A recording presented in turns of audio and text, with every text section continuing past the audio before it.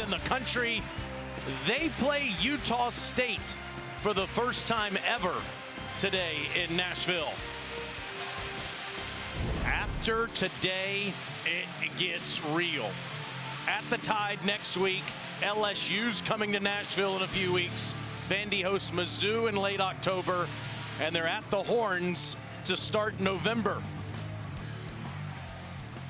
That's the College Football Hall of Famer Matt Stinchcomb. I'm Taylor Zarzour. Alyssa Lang is on the field. We'll see her in just a second. And we love renovated Vanderbilt Stadium, First Bank Stadium to be exact. And I know that everybody that's come into this facility loves watching this new Vanderbilt team, and you think they're legit at the line of scrimmage. No question. You watch the way this team plays, not only physical, but tied together. They play well with one another. They had skilled players last year. They've now added this physical presence, the execution that it takes to take your play to the next level along the line of scrimmage, not just offensively, but defensively as well. And it's complemented their leader in Diego Pavia. You can see the proficiency that he continues to have as the signal caller for this Vanderbilt offense. Yeah, you saw it, 11-6 as a starter, and we talked about the big guys up front that are pushing people around this year. Well, you look at the yards before contact, 4 yards before the ball carrier is even touched. You look at the passing yardage percentage, all of those are incredibly impressive, partially because of the protection. Only 2 sacks allowed. And we see the way that they're able to play in both phases and give this offense a chance. Look at the hole that's afforded on the right side. The vision is obvious. Hit it right downhill in the A-gap. But watch Jordan White, newly minted captain today at center, finish his block, dump him, and celebrate an explosive play for a touchdown in the ground game. It didn't stop there. Look at this gaping hole. The umpire really best chance to make this play, but also the respect that the backside linebacker has to pay for the pull. The quarterback run, I have to honor Diego Pavia. It's effectively a block for Cedric Alexander. And then in pass protection, look at the space that the passer has. Pavia has a palatial pocket to play from. It's wide, it's also deep, and it's also a touchdown downfield to Trey Richardson. This is why they're operating at such an efficient clip offensively. The line is playing great. And that man, Clark Lee, loves what he's seen from his team so far this year, Alyssa. Yeah, I was at practice yesterday, guys. There's no looking forward to that opponent next week. We'll talk about it a little bit later in the broadcast. He emphasized to his team yesterday, there's 3 things I want to see you do. Number 1, punch first. He wants a fast start. This is a team that has done that, but has also finished well as well. Only 15 points in the second half all season for this defense. So get off to a fast start, and then what Stinch was talking about, win the line of scrimmage. He said that is an area of our team that we are so confident in this year. We want to go out and set the tone immediately. The third thing was, I want you to set a record for number of possessions today. I want to see Jordan White have the football in his hand for a record amount of time in this game. Let's do that, and we can get the win. Alyssa, his team deferred. Utah State will receive. Bronco Mendenhall is in his first season as a head coach. He's the 5th winningest active head coach with 141 wins, and he's 3-1, as you saw there in the graphic, to start the season. It's the first time Vanderbilt's ever played a team from the state of Utah. Vandy will kick off. And Utah State will receive. Brock Taylor kicking it deep to Utah State. Miles Davis and Javen Jacobs are back there deep.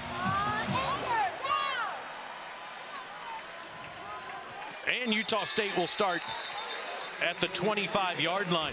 We've talked a lot about Diego Pavia, Stinch. This guy plays a lot like him too. Bryson Barnes, terrific start to the year for the former Utah quarterback, responsible for 14 touchdowns in 4 games.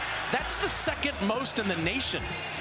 You can see that he's a dual threat as well offensively. He can hurt you with his legs, can extend plays.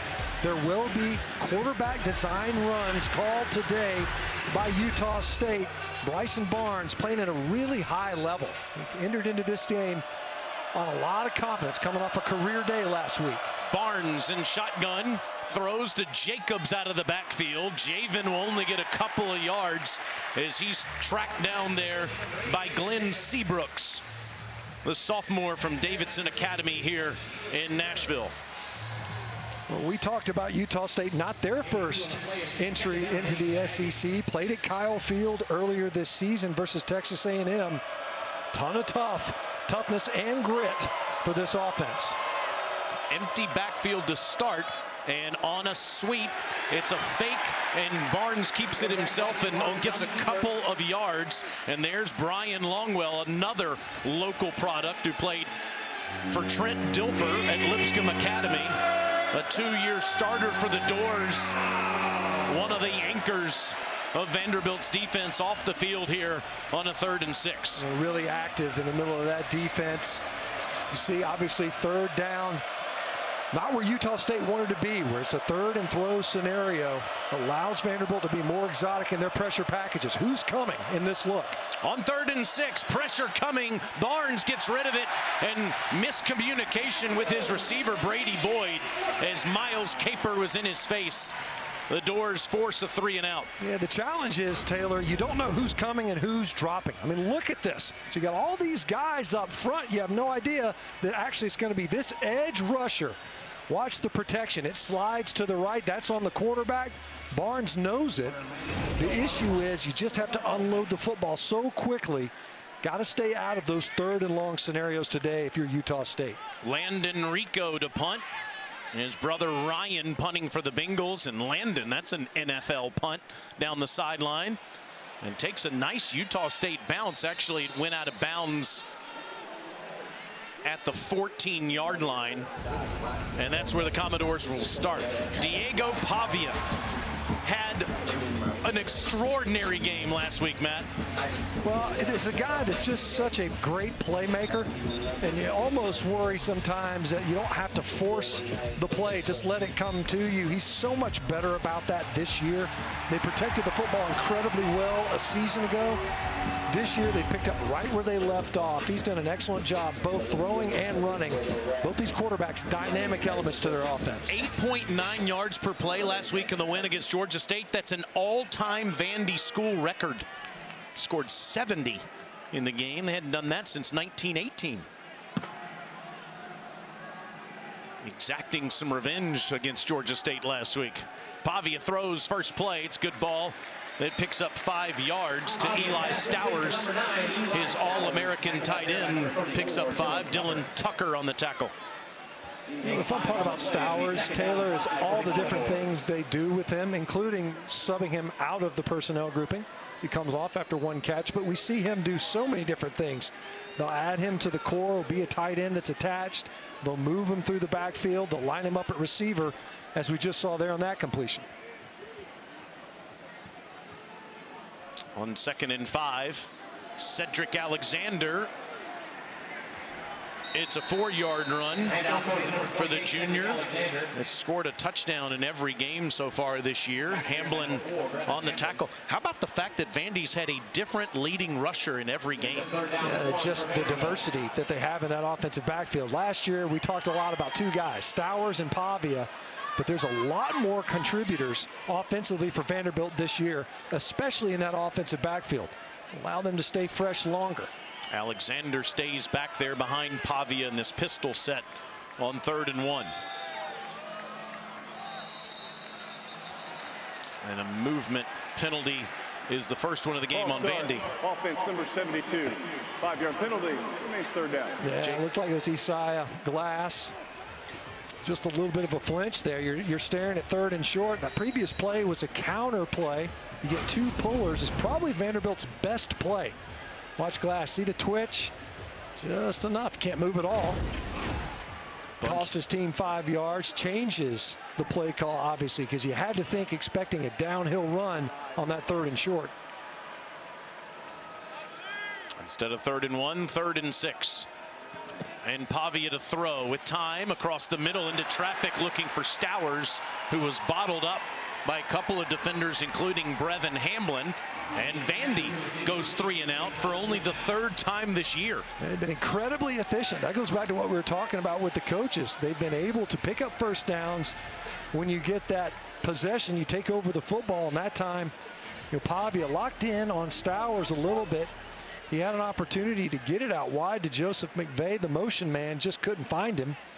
Good job by Utah State denying a first down on that opening possession. Nick Haberer, the Aussie punter, with a big one. Jacobs fields it at the 25, does not call for a fair catch, and is tackled quickly. It's a 56-yard punt for Vanderbilt. The 4-0 Commodores are ranked 18th in the country.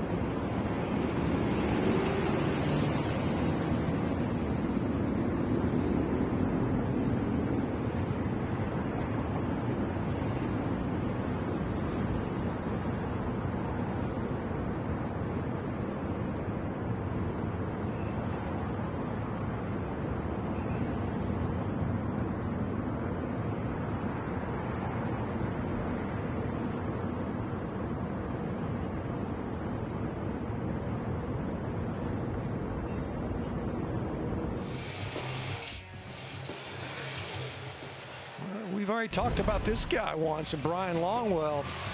He is active in the middle of the defense. So watch a little Texas route, angle route on the running back. Watch him get his eyes on the passer.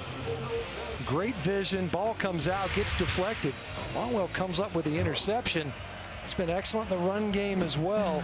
Gets downhill quickly. Great diagnosis from his inside linebacking spot. Bryson Barnes had 3 people surrounding him at the beginning of that play.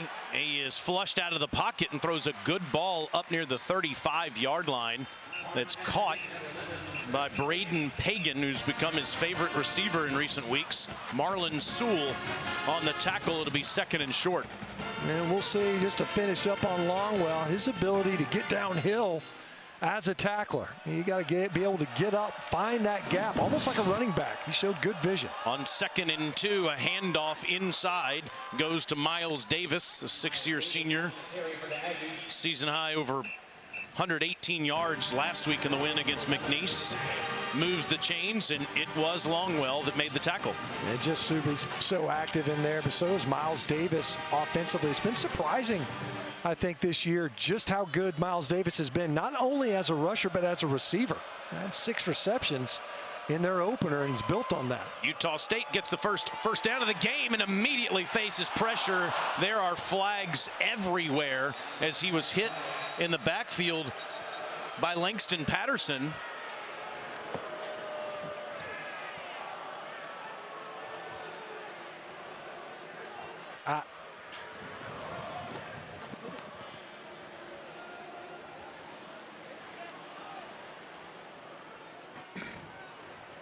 There are multiple fouls by the defense. Personal foul, hands to the face, defense number 94. That penalty is declined.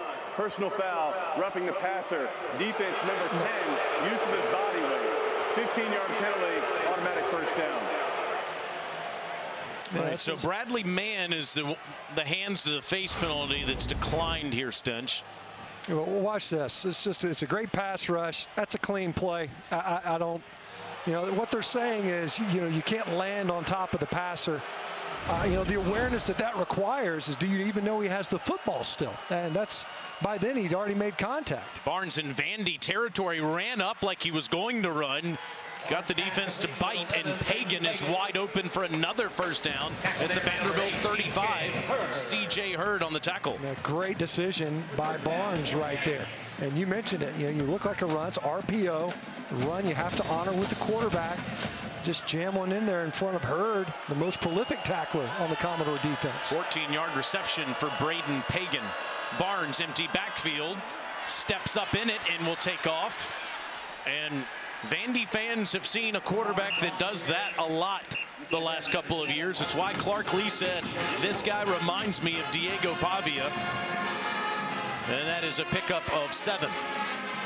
Really excellent protection right there, too.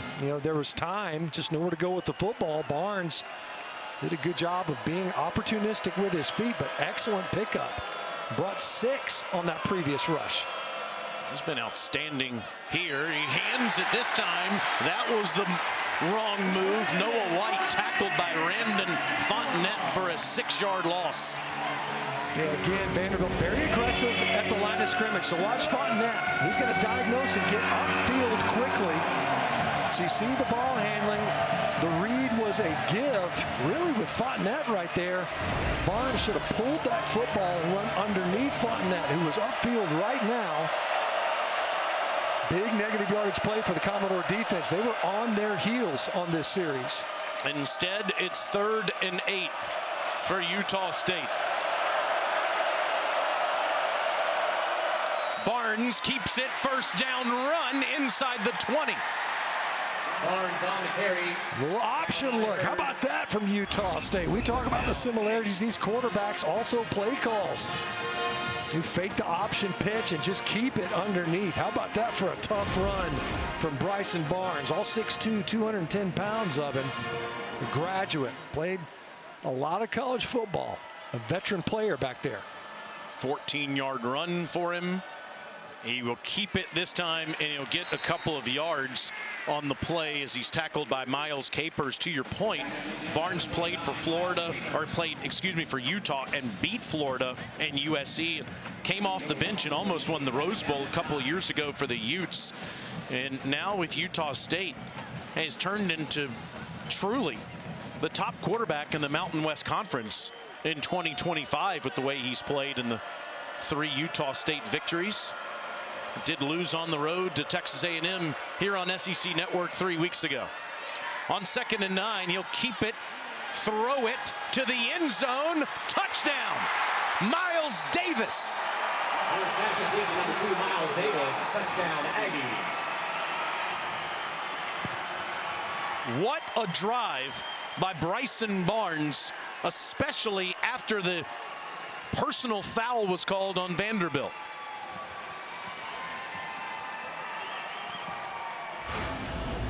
How about that? We talked about Miles Davis. So you get the fake to Miles Davis, then he just converts it to a wheel route. Nick Rinaldi, he came upfield, saw that Davis didn't take the handoff, but by then Davis already had 2 steps on him, man coverage, and just couldn't recover. Great ball from Barnes. Extra point by Tanner Rinker is good. 8 plays, 57 yards in over 3 minutes. Vanderbilt coach Clark Lee said, Utah State has our attention today. The Aggies lead 7-0.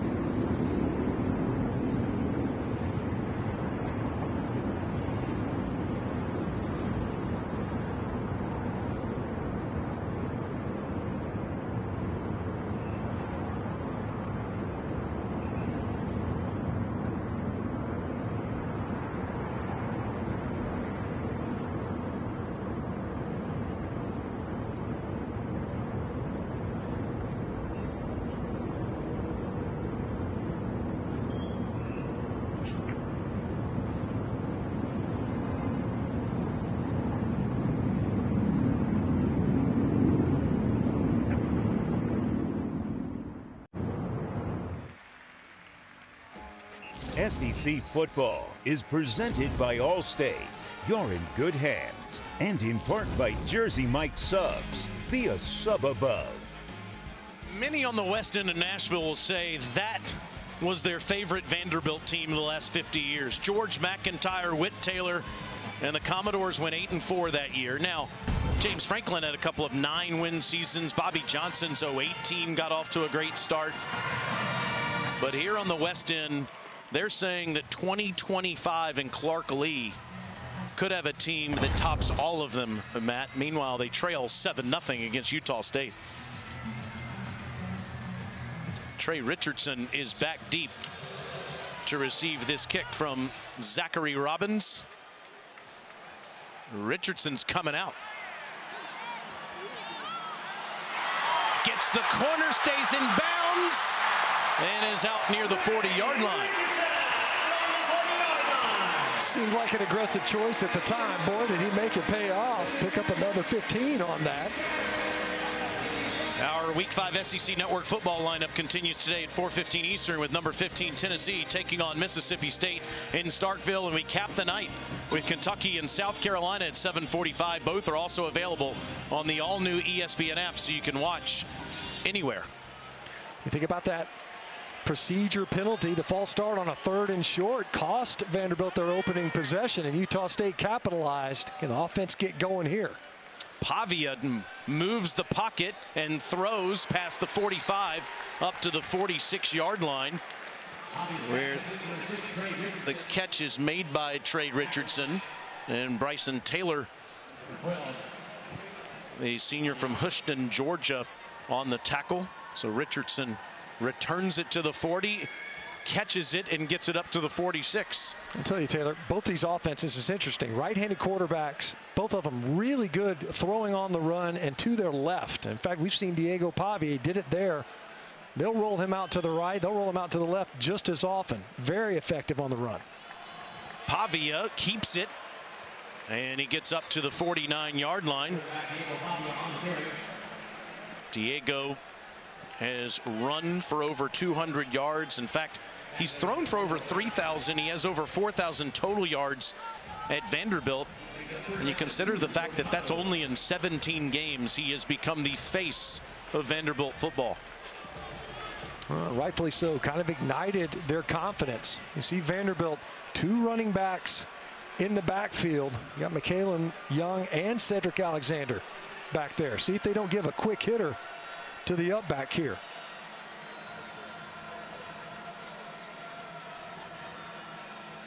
On 3rd and 2, and it is enough to move the chains by Alexander.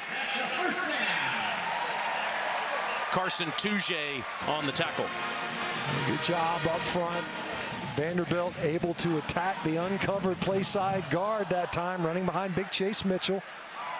Just enough to get the chains moving.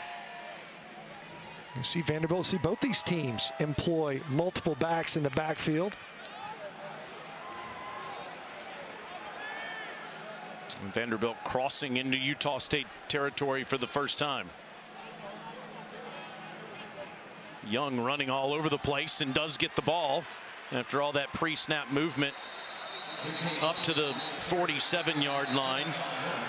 McKaylin tackled by John Miller, and Young is one of the many former New Mexico State players that's all across college football. Of course, Jerry Kill, the former head coach at New Mexico State, is the chief consultant for Vanderbilt, and his eye for talent is just extraordinary. It's like he created an incubator out there. It's like a laboratory. You got to pass through New Mexico State, and then you immediately launch into some Southeastern Conference or some other team elsewhere.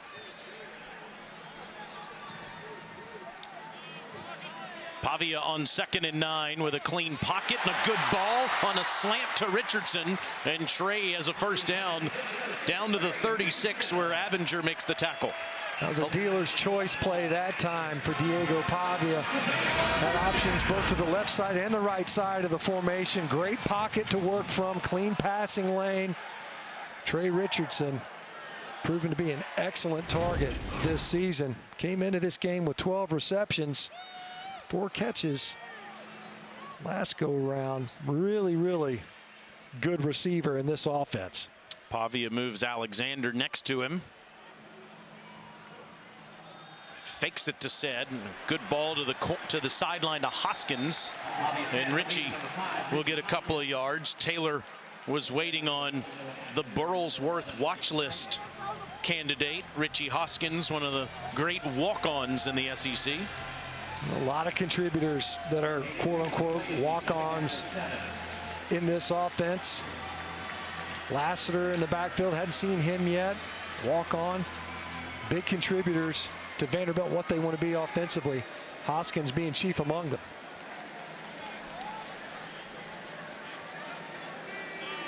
On 2nd and 7. Handoff goes to Newberry. AJ breaks it inside the 20. It's first down for Vanderbilt. Miller on the tackle. That time it's, dividing the defense, because you give a heavy counter look to the right.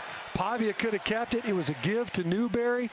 Defensively at the second level, you got to make decisions. And that time, defensive coordinator Nick Howell, he had 2 safeties out of the box. It was a numbers advantage, but an excellent scheme, a difficult scheme to defend. Newberry only 17 yards rushing on the season, got 16 more there. And AJ breaks it ahead to the 11, where it'll be second down. Holmes on the tackle. Vandy, we mentioned, has had 4 different leading rushers. We take another look as Newberry with a big hole with that offensive line in front of him, Stinch. He's not one of the leading rushers so far this year. No, he's a guy that we haven't seen a ton of, really. He was able to slip in there right behind the big block of Emmanuel Adebi. He's proven to be quite the specialist in blocking kicks. Good job on the kick-out block. Fakes the toss ahead. Pavia gets the corner. There are flags down as he's pushed out inside the 5 by Tucker. Holding offense number 72. 10-yard penalty. Remains second down. Second penalty on Isaiah Glass. Now watch him. He was actually the left tackle. He was lined up over there on the right side. I don't know. That's from the center judge. Maybe we have too many referees in the backfield or something. I didn't see much there. If so, it's going to be a flag fest. Looked like a cleanly blocked play. Again, another one of those counter looks. They were overloaded to the right side of the formation. It was a tackle over. Instead, it's 2nd and 14 outside the 20. Pavia over the top. Touchdown to Sherrill.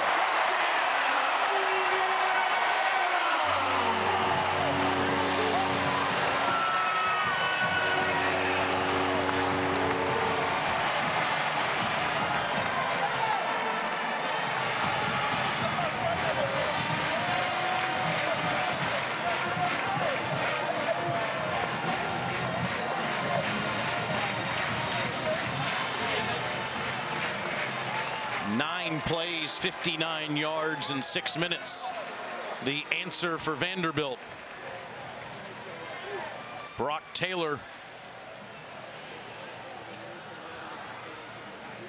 ties it up.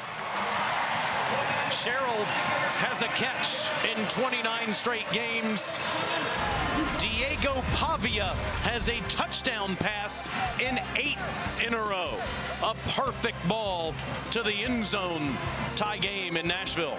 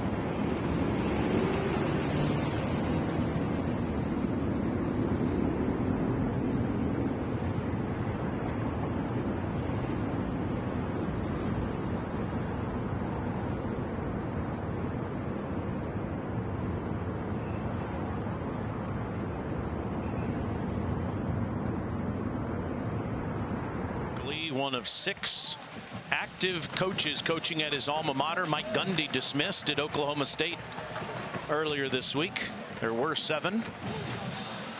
His Commodores tied the game here against Utah State at 7. 7-6 last year, SEC Coach of the Year, 4-0 start here in 2025. Brock Taylor to kick it to Javen Jacobs. over his head, and Utah State starts at the 25. How about that touchdown throw by Pavia, Stinch? Well, a couple of things. One is the ball placement, but the other is watch Brevin Hamlin, the play action. So Vanderbilt was able to get the ground game going. Watch, he just kind of freezes just enough. Watch this ball placement between 3 defenders, but Hamlin, hard eyes into that backfield. You got to honor the run game. They got a lot of runs coming downhill at that defense. Just froze his feet enough. Didn't really buy up that much, but just froze him. That was more than enough to fit that ball in. Well-placed throw by Pavia. Now let's see if Utah State can pick up where they left off last possession. Barnes goes on the right side to Miles Davis. Davis follows right tackle Junior Sia, who's starting today in place of Trey Anderson, who's out for today's ball game. Jalen Stone on the tackle for Vanderbilt on Davis. Picks up a few there on first down. Positive run on first down. You look at Utah State, if they're able to get that going to where they can get third and manageable, you got more options in your playbook. It's a fake to Davis, then a toss to Jacobs. Jacobs, right about where they snapped the football, is pushed out by Dante Carter. Third and long for Utah State. It was really well defended that time by Vanderbilt. Well schooled on that option look. Already saw some success with the option look earlier for Utah State on their touchdown scoring drive. Something that the Vanderbilt defense would see in their own or from their own offense during the week. Again, another pressure look, Taylor. You got guys walked up. You don't know who's going to come and who's going to drop. Barnes, always a threat with his legs, is pressured and just has to get rid of it. Great job by Brian Longwell to force a punt. You see Quarterback was outside the tackle box. The ball landed beyond the line of scrimmage. It's incomplete. They're talking about it not being intentional grounding outside of the tackle box, but the coverage just nowhere to go with this football. Barnes does a good job of buying time, but once again, great job by defensive coordinator Steve Gregory's unit confusing where's that pressure going to come from. The protection actually held up relatively well. Great coverage downfield. Rico's second punt to Martell Height. Alyssa was watching Height. Oh, this ball's blocked. He kicked it into the Vandy players, picks it up, and it goes through the end zone. That's a safety.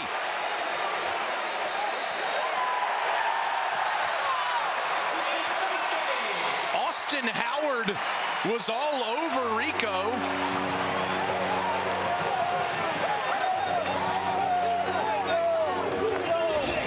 It looked like Anthony Garcia had trouble picking him up, Stinch.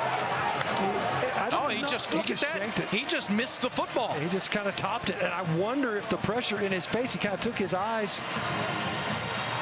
Yeah, the ball, it's like he just dropped it early. I don't know if he was like between 2 different types of kicks. It was a bad toss to the foot, is what it was. Wow. So it really was not blocked. He just topped it. The ball got dropped quicker. Defense number 36. The 10-yard penalty is enforced in the previous spot and includes an automatic first down.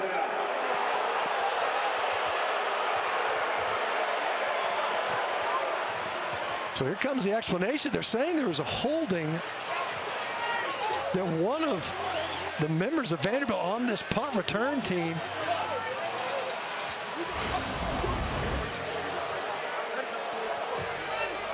We never saw a flag down on the field anywhere. I did not see a flag on the field.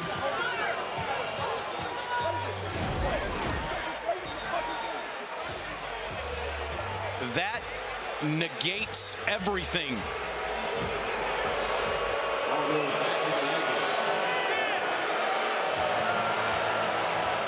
Really odd sequence. Guys, as you can imagine, Clark Lee is very fired up. This is about the 3rd time he's had a heated exchange with an official already, just in the first quarter. Barnes will drift back, throw it underneath to Davis, and Davis is tackled for a minimal gain by Patterson. That is the end of the first quarter. We'll take another look at what happened on that punt when we come back. Timeout.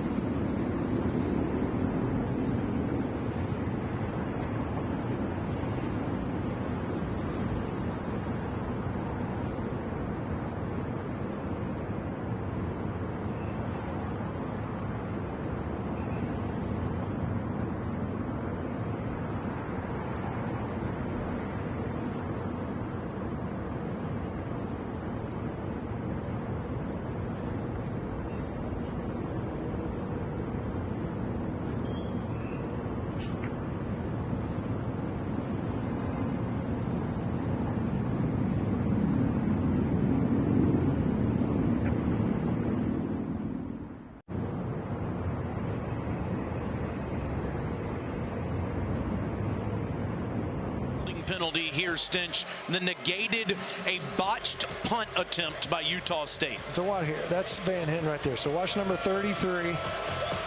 Ball's not kicked. Here's the hold. Boom. The ball gets kind of shanked. Now watch. The flag comes in from this line judge. Throws it in here. And it came in after the ball was headed towards the end zone. Gave Utah State a first down. Instead of Vandy getting a safety out of it, Utah State keeps the football here to start the second quarter. This was Clark Lee's reaction as he watched it on an iPad.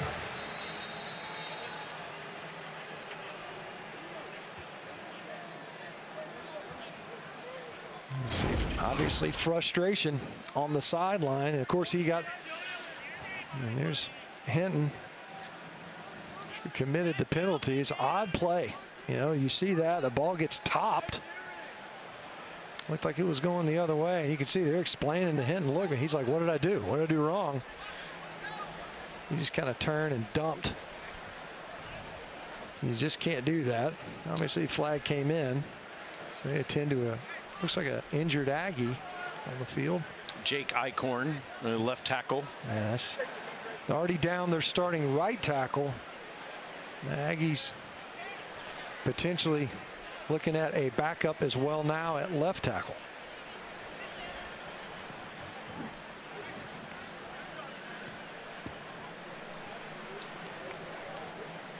Big story early in this game have been the penalties that have been called against Vanderbilt, and there's some frustration that has boiled over on the Commodore sideline. Vandy called for 4 penalties and 40 yards. Utah State has not committed one yet. Eichhorn is on his feet. Limping heavily, though. He's not able to put all the weight on that left leg. So now you're looking at another substitution along the front. Looks like Adam Pond going to sub in there at left tackle.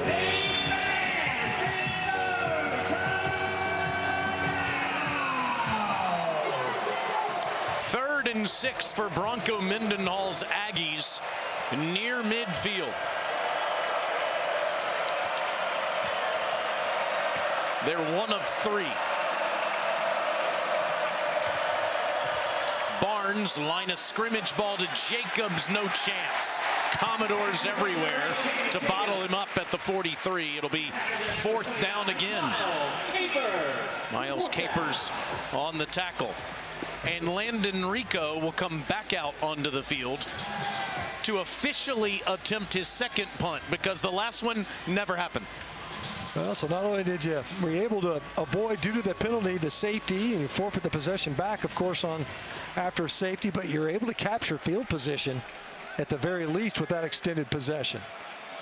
Snap was clean last time, and it is again. And this one was almost blocked, and Rico's on the ground, and there are flags next to him as the ball will be down at the 21-yard line. So hold on a second. Let's see what this is. Ruling on the field as the kick was not tipped. Personal foul, roughing the kicker. Receiving team number 7. 15-yard penalty, includes an automatic first down. Well, Marlon Sewell was insistent immediately that he tipped this ball. Take a look at it.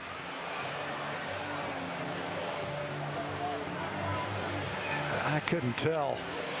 Let's see from this angle. I can't tell from that look either.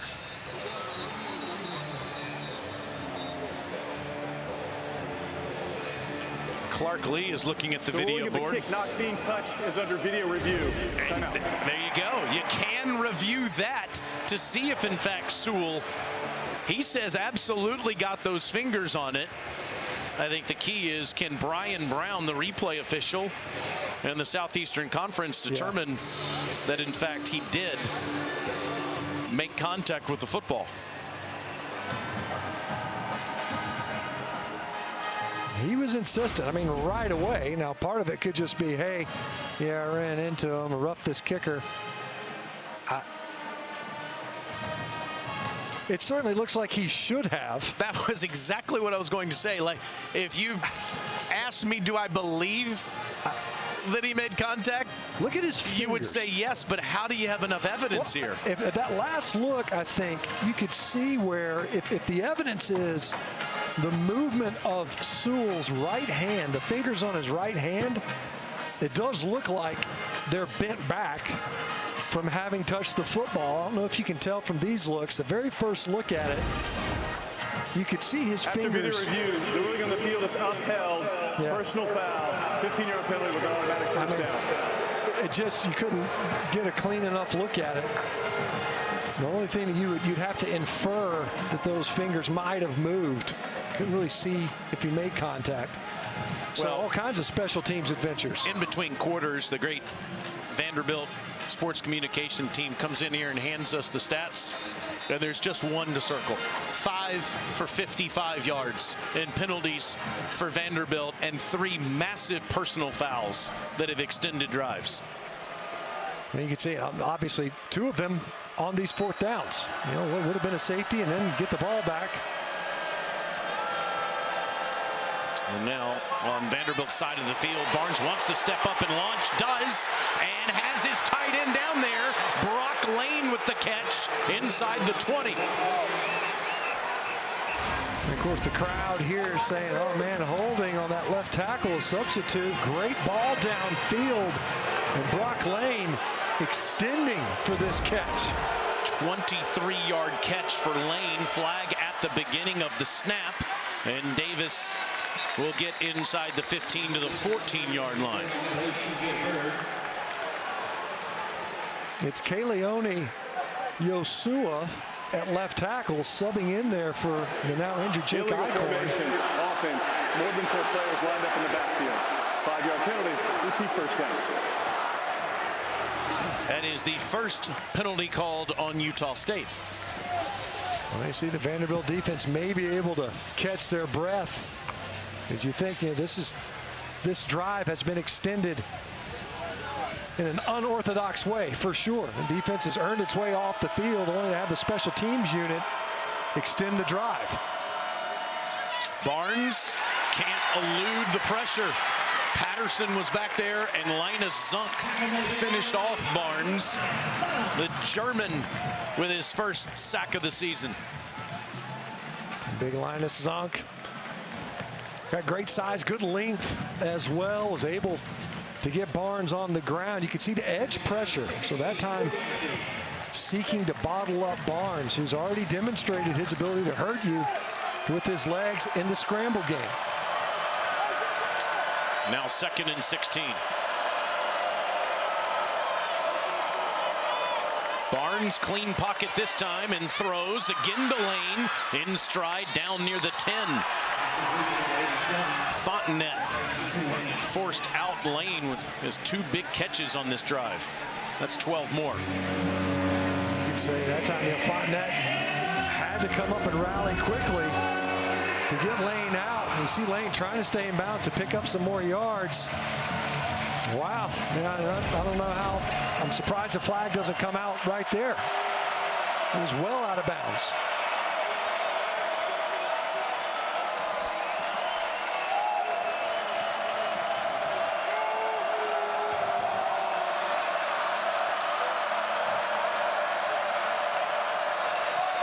And there's the flag.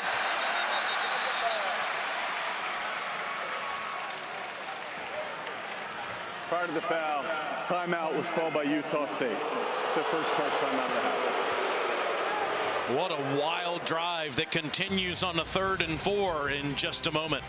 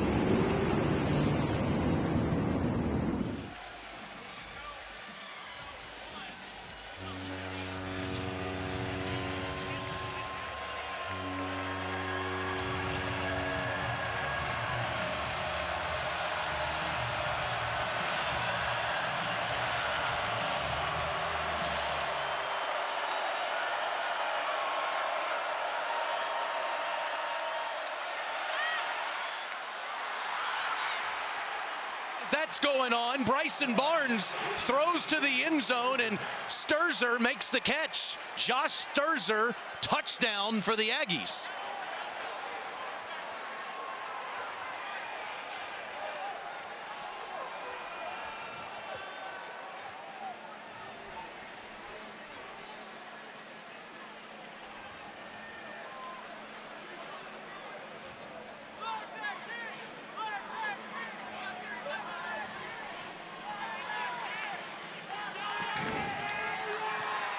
And the extra point is up and good as well. 14-7 after all of that, Matt, and all the penalties that Utah State capitalized on. Yeah, a couple of fourth downs extended. And once again, Vanderbilt just losing track of the tight end at the end of the line of scrimmage. So Brock Lane, a couple of nice reception, and you see just the eye discipline lacking down there in the low red zone. So Brock Lane garnered a lot of attention. He motioned all the way across that formation, had 2 big catches earlier in this possession, one extended twice by penalties on fourth downs. Punting unit was out there. Vanderbilt couldn't get off the field, and the Aggies able to capitalize. It's the tight ends that got him down there. 2 big catches by Brock Lane and then Sturzer. And Vanderbilt gonna have to get in that laboratory on the sideline and get their coverage fixed, because they are getting lost on some of these crossing routes. The tight ends attached at the end of the line of scrimmage, and the coverage not able to track them down. Ball falls off the tee there and reset for Utah State.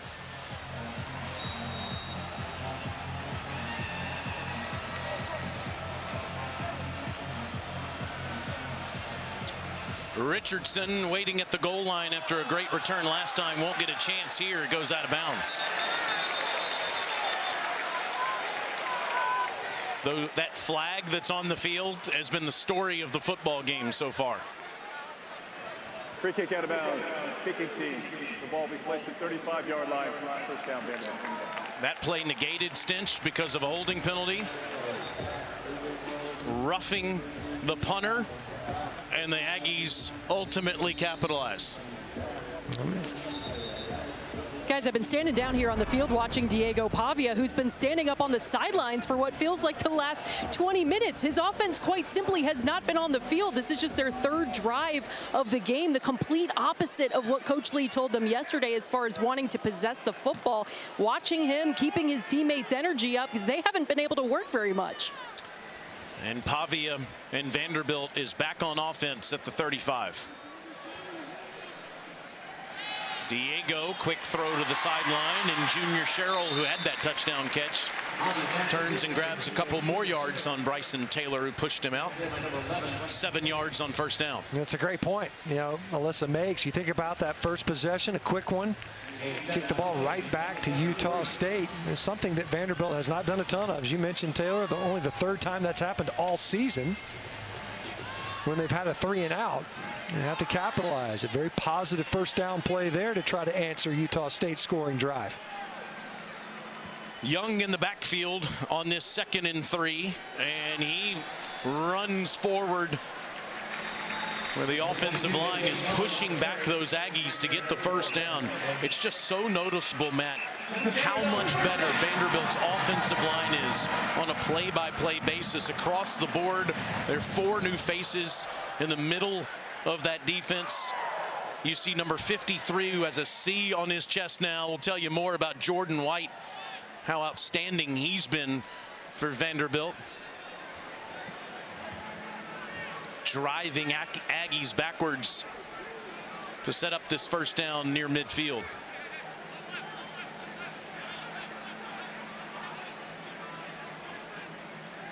Pavia pressured and dumps it off wisely, and Young is wrapped up for a loss on the play.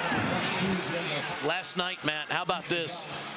Jordan White becomes the next team captain for Vanderbilt football. The transfer that came in from West Virginia and Liberty, graduate player from Largo, Maryland, has made a huge impact. Yeah, it's amazing how quickly these transfer players, albeit I think it matters, they're veteran guys. This isn't a very experienced football team, but they can earn the respect of their teammates. 8 captains named earlier, and Clark Lee said, no, we need a 9th. That's how good Jordan White has been.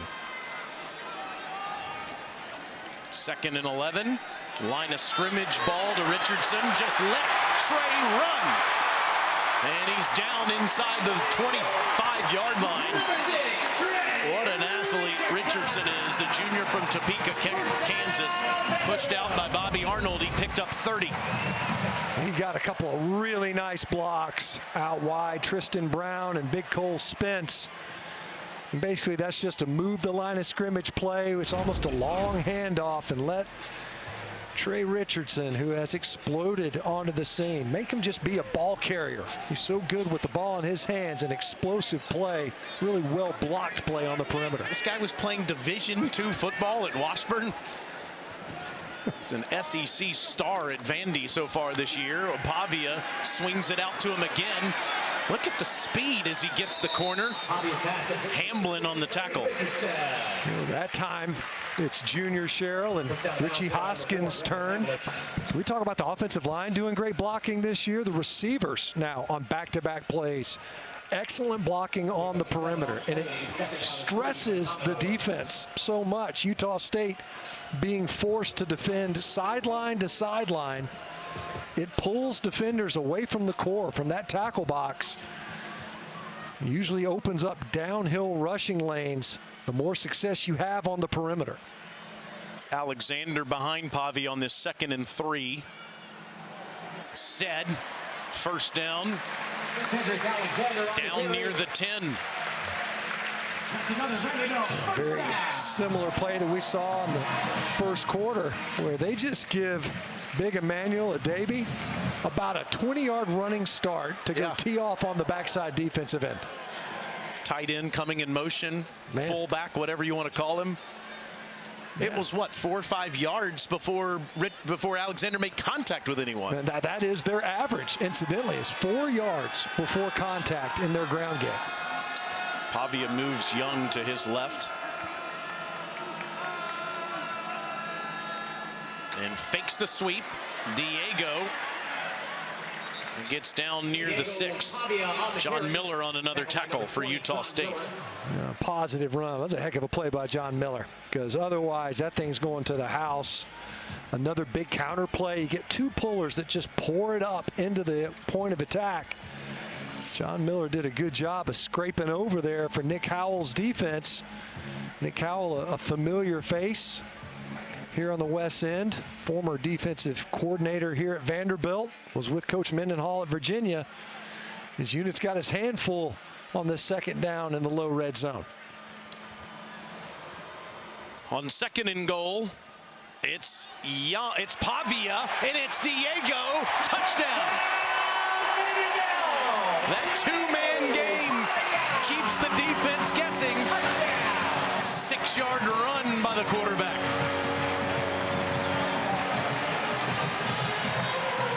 Sometimes it makes the announcers guess too. That was a really good fake. I mean, it felt like he does such a good job of riding that handoff, the mesh as it's called. So watch, rides it, pulled it out late, and he gets behind big Bryson Coleman and Eli Stowers on the edge. The tight ends getting in on the action, blocking on the backside.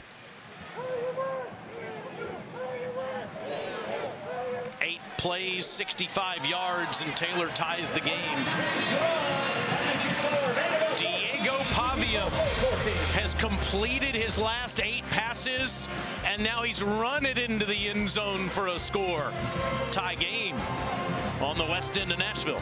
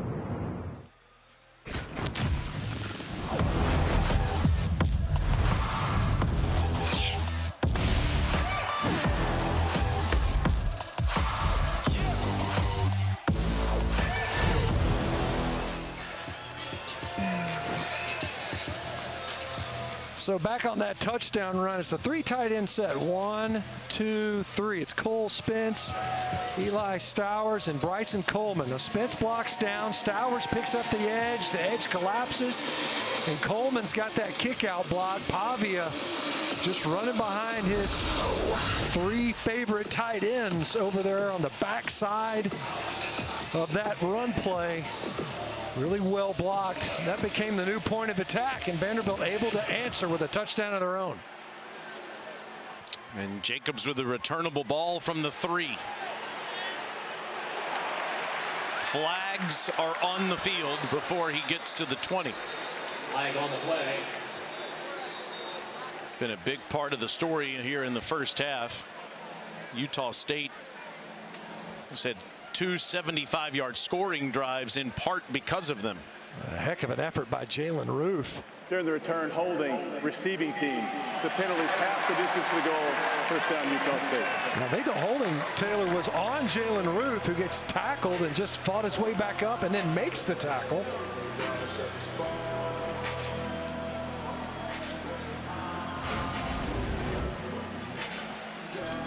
So watch number 14. He's going to end up getting tackled. Here he comes. He ends up.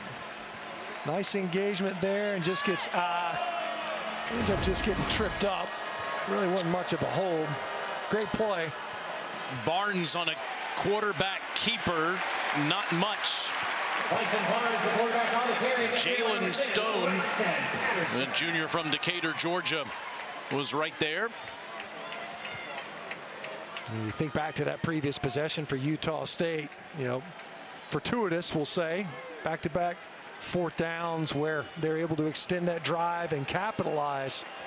Need to get a first down here at least to try to flip the field position. They're deep in their own territory. Pavia is 9 for 10. Barnes is 10 for 12, but the yardage isn't much there for Utah State as Mark Davis makes the tackle there. It'll be a 3rd and long after Pagan made that catch. Part of it too is the difficulty as a play caller. You're down both of your starting tackles. Trey Anderson never took the field for the Aggies, and they lost Jake Eichhorn. You think from a protection standpoint, you have to be smart. You look for maybe another screen pass here. You don't want to put the ball in jeopardy. Vanderbilt has already been able to confuse the protection scheme with this defensive look. On 3rd and 10, pressure. Barnes escapes the initial pressure, throws downfield. It's incomplete. Boyd couldn't grab it. Couldn't get a foot down before he grabbed it. 4th down. I'll tell you what, Bryson Barnes. I mean, that's great instincts by Barnes, though, just to keep that alive. The pressure came from his left side. He was able to avoid it just to get this ball off. It's been an adventure on the punts. Yeah, it sure has. And the last couple of times Landon Rico has come onto the field, Vanderbilt has committed big penalties that have negated Utah State mistakes. This is a clean operation here for Rico. Height catches it at the 41 and is tackled near the 43. It's a 50-yard punt. Vandy has the football near midfield.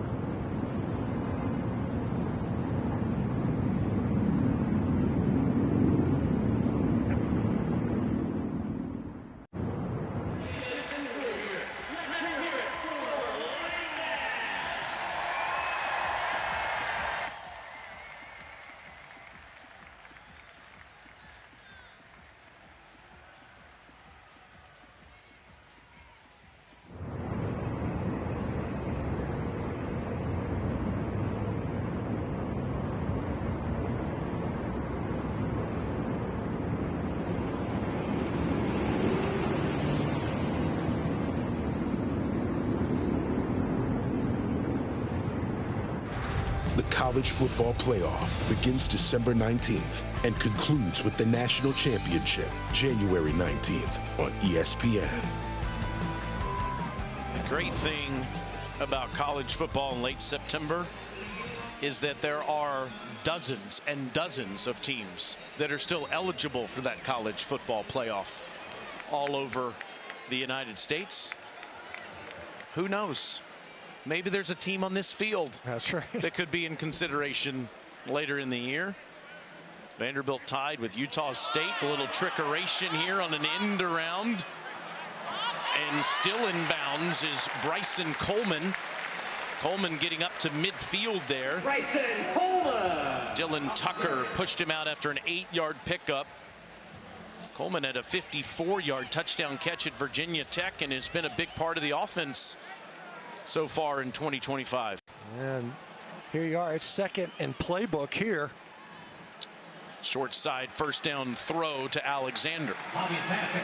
But you can see, they're running that literally an end around out of a very similar formation that they ran that touchdown run on. They're able to punch it in. That time Pavia kept it. This time they flip it to Bryson Coleman. Multiple looks, totally different types of plays from the exact same alignment offensively. And how about Tim Beck and the play calling so far? And Pavia, 9 straight completions, 10 for 11 overall.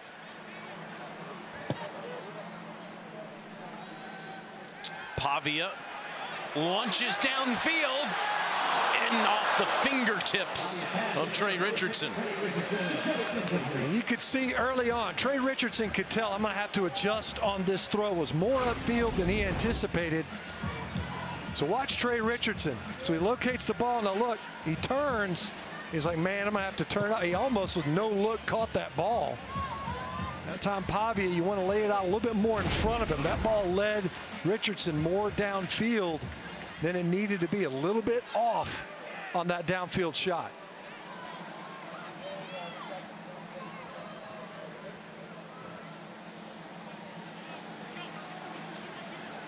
Diego goes back to the air, and that's a ball that he sandwiches in between 2 Utah State defenders down to the 31-yard line to Stowers.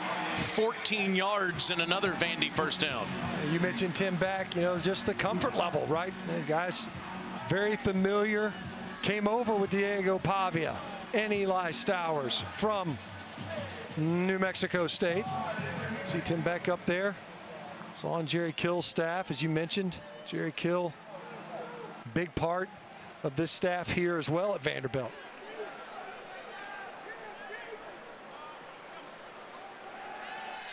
Diego, look at all this time. He's flushed out, and he'll keep it.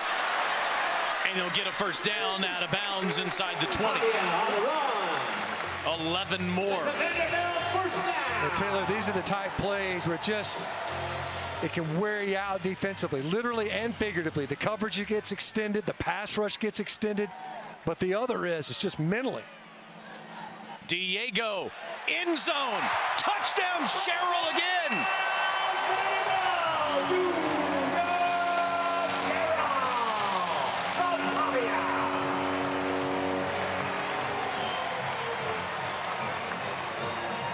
The confidence this guy has, man alive, I tell you.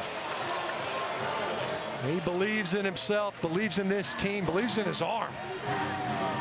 Another ball, and he fits this one in.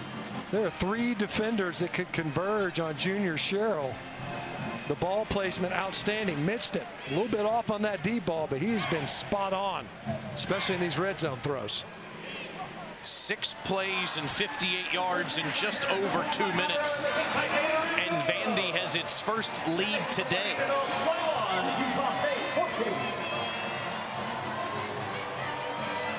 Vanderbilt has only had 6 positive scoring margin seasons in the last 50 years. This year they're averaging 35 more points a game than the opposition because this offense has been sensational. Well, they empty out the backfield. So here's Cedric Alexander, but here's Junior Sherrill. He's just going to work in and up. gets behind it, and then he just turns this thing vertical. Sees the safety sitting on that hash. And Diego Pavia wants to go there all the way. See that ball flatten out to Junior Sherrill, and just couldn't get over there in time with Utah State. And Vanderbilt now out in front offensively ever since that opening possession when they went 3 and out. And that time, that series, they emptied the backfield 3 times. And it's not just getting down to the red zone. Been there 26 times this year. They have 22 touchdowns. That's the offensive efficiency that you talk about. You get a possession, you get at least 1 first down. They're running the football well, but when you get it in the score zone, the red zone, you got to come away not just with points, but with touchdowns. And right now, Vanderbilt has been exceptional at that. Very, very effective in the scoring area.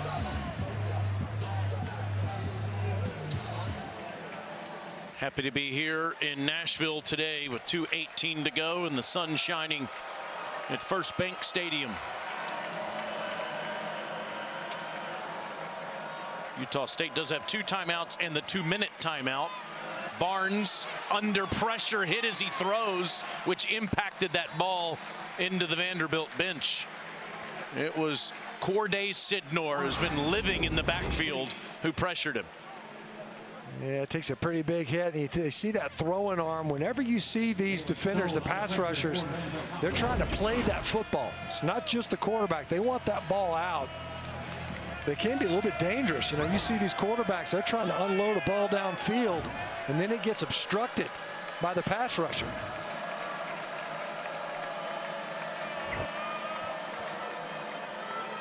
Barnes hit down. Langston Patterson was the first one that got to him. Miles Capers put him on the ground. It's the 2-minute timeout in Nashville.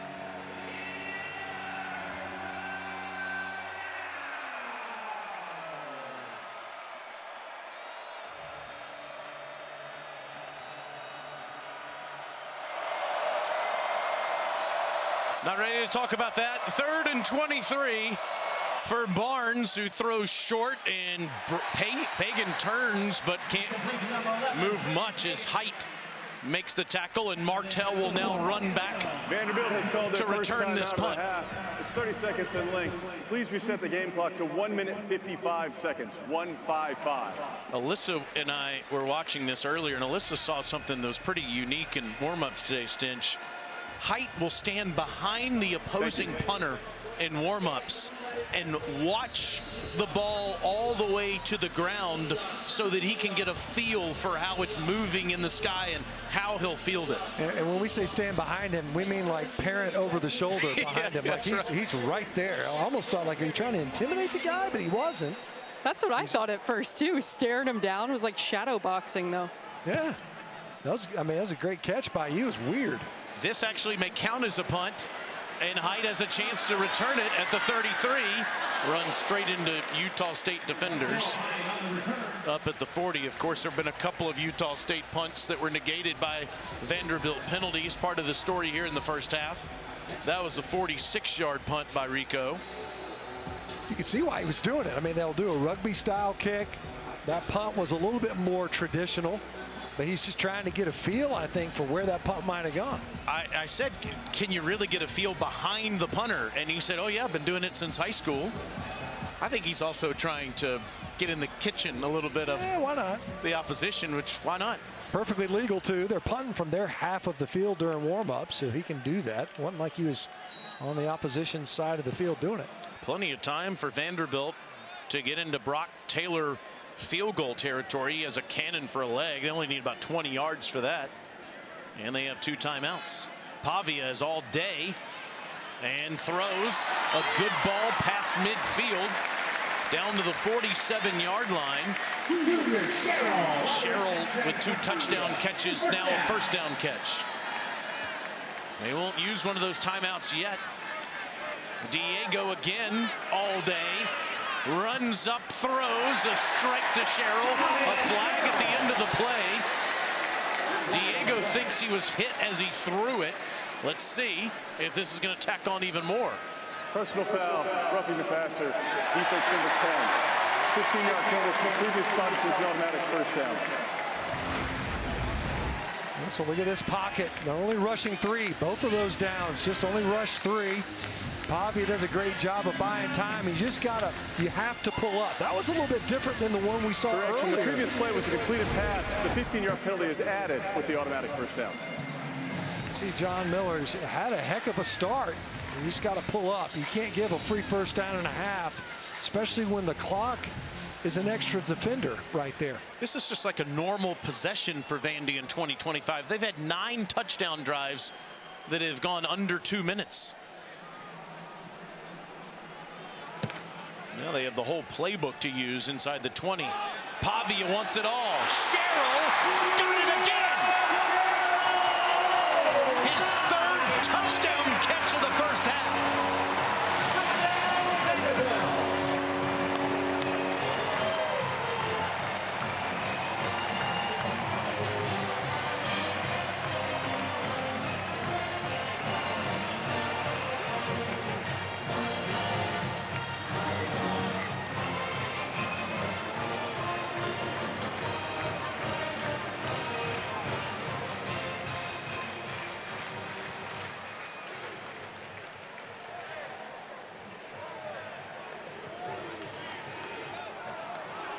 Taylor for the extra point. You have to go back to 2007, the last time a Vandy receiver had 3 or more touchdown catches in a game. That was Earl Bennett. Junior Sherrill has 3 of those in the first half. Pretty special when you think about it. We were hitting it earlier about the ball placement. So Junior Sherrill's outside receiver. You got Stowers in the seam, and it's just a one-on-one on the outside. You're working with Dylan Tucker, about the same size. It's a fair fight. But look at where this ball is on the outside, where only your guy can go and get it. Junior Sherrill has been sure-handed this afternoon and a primary target for the Vanderbilt offense. Really impressive. Call it 2-minute drill. The penalty, the roughing the passer, you pick up an extra 15 after a deep completion. And, you know, the dangerous part, Taylor, is you only rush 3 because you're thinking, let's drop, play coverage, and have eyes on the quarterback if he scrambles. Pavia does such a good job. He'll press up in the pocket. It looks like he's about to run, and he'll set his feet up again quickly to deliver an accurate pass downfield. He did it twice on that drive, one of them where he got roughed. He's 15 of 17 for 170 yards passing in the first half. The Stinchcomb family will be watching on Wednesday women's volleyball. Number 13 Texas A&M squaring off against South Carolina, and at Friday it's number 3 Kentucky taking on Ole Miss. 2 great matches that begin at 7 Eastern right here on the SEC Network and the all-new ESPN app. Some great volleyball in this conference, man. Some really, really good programs. Great athletes. Hey, Utah State, you know, in this possession, you know, you think you've been in deep in your own end zone. Pass protection has struggled. We noted the injuries at tackle. Can you hold up in a 2-minute drill? Barnes pressured and throws and gets it in there to Pagan. A good ball on the run in front of Dante Carter for 19. A heck of a completion. We just said, can the protection hold up? Looked like they got away with a hold at right guard. No flag and a big completion to midfield. Barnes out of there. First down, and he's down near the 40 at the 41 where Carter stops him. Just under a minute left. Utah State has those 2 timeouts. There's those legs of Barnes. You get your back to the line of scrimmage, nowhere to go with the football, and able to pierce the pocket downfield. Now he rolls out and drops it off underneath. Lane on the catch inbounds with the clock running, and Utah State will use one of those timeouts. And the Vanderbilt coaching staff is really upset. They're saying it was a illegal cut Utah block. State has called their second timeout. It's 30 seconds in length. Please reset the game clock to 43 seconds. It was not. He's engaged, I think, right here. So if you go from outside in, if you came from outside the line of scrimmage, yeah, he's just slipping down. I'm not even sure he got on the lower body. Good job again by Barnes, buying time and getting the ball to Brock Lane. Well, Lane has proven pivotal for the Aggies offense. Think about that first scoring drive, or second scoring drive rather, after the extended possessions on those punt penalties. 2 big catches to set up the ultimate touchdown throw to his fellow tight end in Sturzer. He only had 2 catches on the year, 1 for a touchdown, and he has 3 catches in this game alone.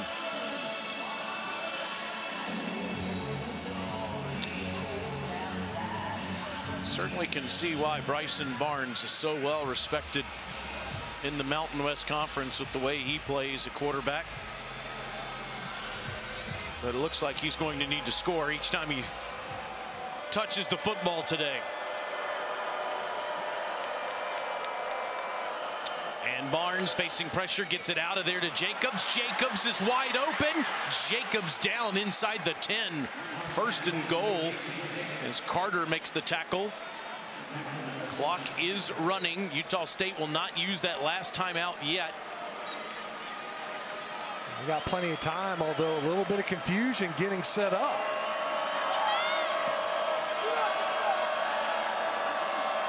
Barnes to the end zone. Pagan, yes! What a catch. He had Marlon Jones on him. And Utah State strikes back. What a drive. What an answer by Utah State. You're backed up. The protection has struggled. Bryson Barnes able to buy time with his legs, scramble yards. And then Braden Pagan, 6'3", 210 pounds, just climbs the ladder and wins the matchup. What an answer by this Aggies offense.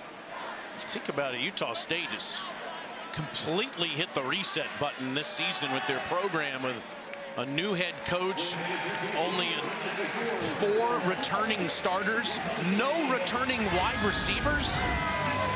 Look pretty good on offense. Not a single reception returned on this offense, and what a fantastic catch. Great ball placement as well. These quarterbacks giving their receivers a chance. Bryson Barnes trusting that length of Braden Pagan, and he just goes up and snags it.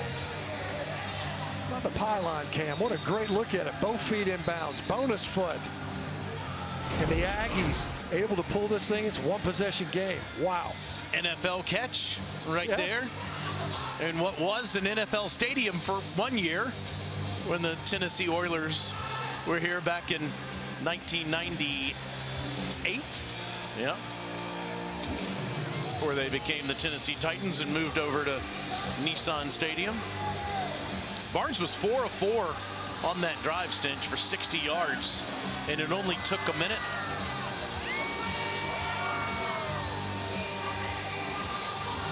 Outstanding quarterback play in this first half. Keep it away from Trey Richardson here. Vandy will take it all the way back to the 38-yard line. That was Jalen Stone, and maybe Vandy still has time to score. Let's take a look at today's Capital One rewarding performance. Junior Sherrill has 3 first-half touchdown catches. Well, he's just proven to be so sure-handed and a favorite target of Diego Pavia. He's really done it 3 different ways. The outside receiver, he won it running right up the seam, was able to beat one on a slant all 3 times. There's a defender. They're contested catches, and he's right there on top of it, able to come down with them. Clark Lee told me on the field before the game, if Vanderbilt gets to Utah State's 45 in an end-of-half situation, he'll let Brock Taylor go out there and attempt a 60-plus yarder. Pavia is going to run. Diego is in Taylor territory, and he's inside the 30. It's just debilitating if you're a defense. 5 seconds. The coverage holds up. 5 seconds remaining. First down. You hear that? They're pumping up the clock to 5 seconds, as you just mentioned, Taylor. Well within range. 33-yard run to set up this field goal try. That'll be 46 yards. Brock has made 14 straight field goals.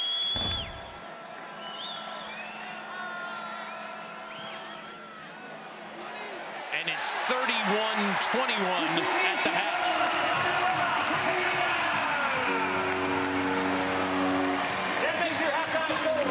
What a first half.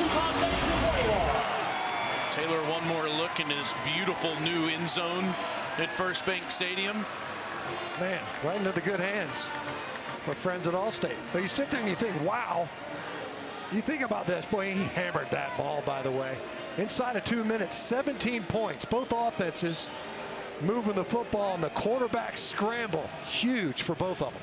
Outstanding quarterback play by both, and Alyssa's with Clark Lee. Coach, how did you see your team respond to those penalties in the first half? Well, we responded well. I obviously didn't like the 2-minute drive on defense, but we're playing the game that we want to play outside of the drive that extended past 2 3 and outs, and obviously the 2-minute drive. Love the way the offense operated there at the end to get 3, and we need to come out with a score. Your defense has been sound in the second half of games all season long. What will you tell them at halftime? This is going to be about our front and our front play. I felt on the 2-minute drive, we let the quarterback out. You know, if we can crush the pocket, if we can win one-on-ones, if we can turn this into a pass game for the opponent, we got to win up front, and that's what I expect to see. Thanks, Coach. Thank you. Reminder coming up right now, you can watch the live performance of the Spirit of Gold Marching Band on SEC Network Plus. Start streaming now on the ESPN app. Outstanding quarterback play in Nashville. Let's send it back to Peter in the studio.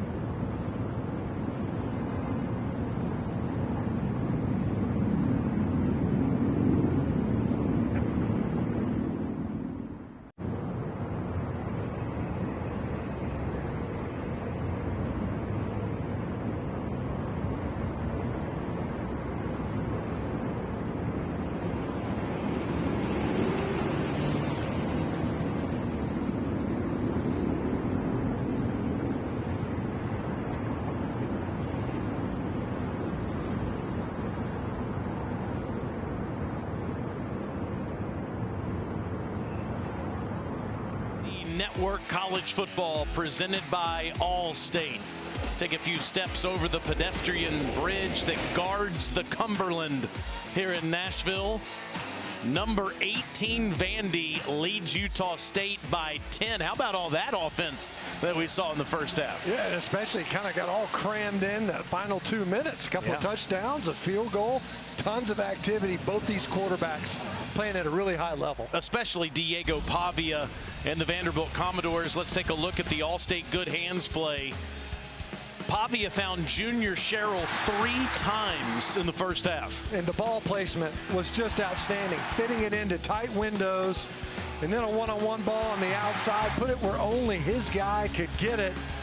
But he wasn't alone. I mean, you look at Bryson Barnes, and he's been able to drop the ball in the bucket, able to allow Braden Pagan go up, climb the ladder. That was the touchdown going into half to allow Utah State to stay in this football game. They've done a great job of capitalizing on their opportunities. You can see just how active it was there towards the end. Both those quarterbacks' numbers, think about the way that they have contributed. Both their legs and their arms, extending plays, scramble game, and ball placement has been pivotal so far. And Trey Richardson's been dynamic in special teams, but he won't have a chance at this one as it goes over his head. And we go down to Alyssa. Yeah, I talked to Bronco Mendenhall, guys, coming out of the locker room. I asked him what the message was to his team. He simply said, keep up the intensity. He loves the way his team is playing right now. I said, offensively, any more, any less? He said, no, we need to just keep doing what we're doing, play with consistency, and maintain that energy. But he's really happy with how that first half looked. Well, it's a tall order in the second half, though, Alyssa, because Vanderbilt has been exceptional in the last 30 minutes, outscoring opponents 96-15 in the second half. Remember what they did to Virginia Tech and South Carolina in consecutive weeks. Cedric Alexander, not much working there. Bottled up by Aggies. It'll be second down and long. John Miller on another tackle. Excluding kneel downs, Vandy has scored on 14 of 19 drives in the second half. Beat Virginia Tech 34-0 in the second half, and Blacksburg outscored South Carolina 17-0. That speaks to their depth as much as anything else, Taylor. Not just their frontline players. Guys that are coming out, they still got legs and endurance in the second half.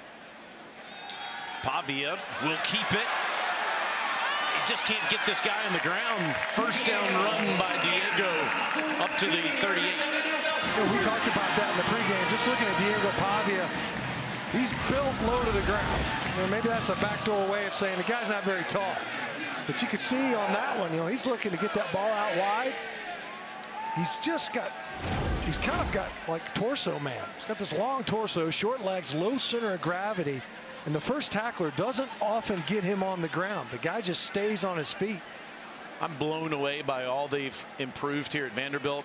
I'm not sure about their tape measures, though. Diego at 6 feet? No. Maybe the metric system or something.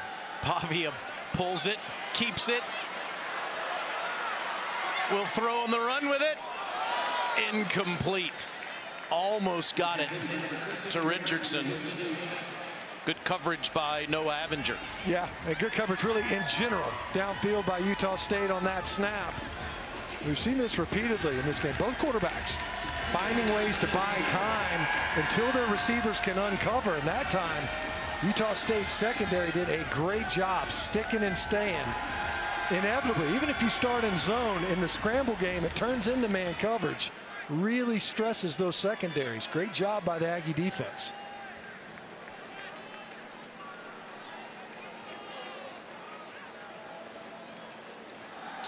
And a throw to Richardson, and Trey is pushed out at the 45 by Dylan Tucker. This will only be Vanderbilt's third down of the game. They've been so efficient on first and second. Yeah, I was looking at the stats. I was like, that can't be right. I mean, they ran 30 plays in the first half for 279 yards. Really good average per play. But they just have not had to face a lot of these thirds. The opening possession went to third down. They did not get the conversion.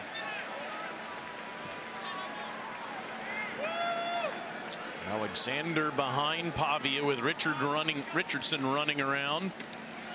And it is Alexander who gets the first down. So many options. And I mean, quite literally. So you've got Richardson back there. He's dancing around. You know, is he going to be is he potentially even the option? Could have been a pitch. Ends up being a handoff downhill to Alexander. Makes you respect both the edge and have to defend that downhill run. Doors cross midfield with this 10-point cushion. Pavia looking towards Stowers, and Eli is tackled after a minimal gain. Bobby Arnold ran with him throughout. Eli, a first-team preseason All-American, averaging over 17 yards per catch. He's over a 1,200 receiving yards in college at Texas A&M, New Mexico State, and Vanderbilt. Originally was a quarterback and has turned into an exceptional collegiate tight end.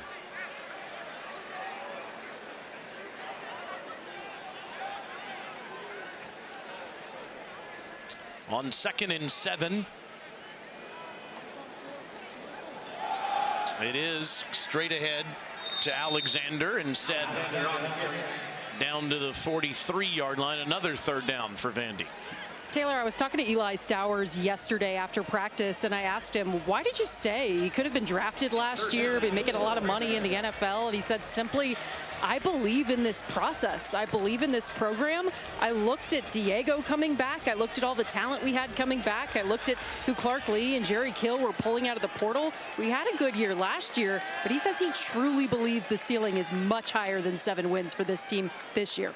You can feel it too, Alyssa, just watching this team offensively, how good their offensive line is. Wise choice. Pavia on 3rd and 4. Pressure, gets out again. First down again.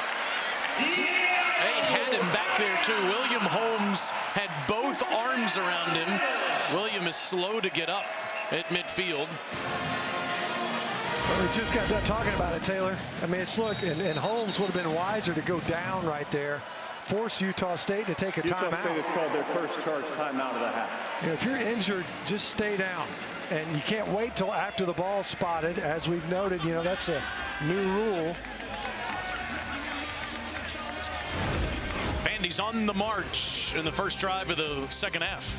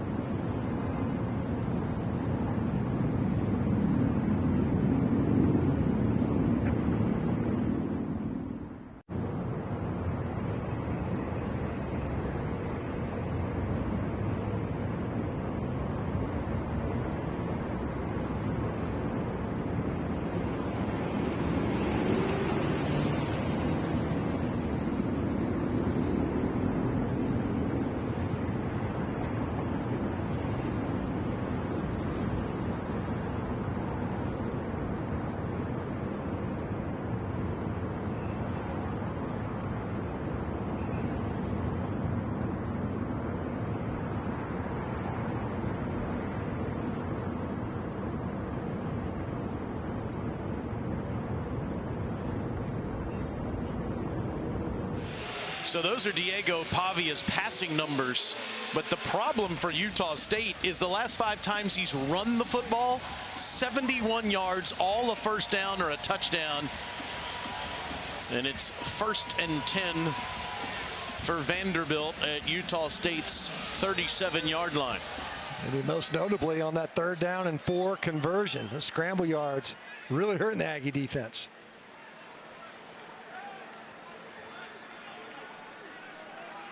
Diego with these long these long counts. Well, and the play clock's down to 5. And it's a good ball to Stowers, but he dropped it. That's not like Eli. Well, they had what they wanted. You know, you see that. You mentioned the long cadence, Taylor. They do a great job of undressing the coverage. Pretty good pickup there. Running back steps up. Clean pocket to throw from. Going quicker here. And Diego again. This time Eli has no trouble with it. Go right back to him. He puts you down inside the 10. 1st and goal, Vanderbilt. You think these two guys have chemistry, familiarity with one another, played together a lot. And you see going quickly now, the Commodore offense. 28 yards to Stowers, then to Eli again, and Eli breaks a tackle. Touchdown.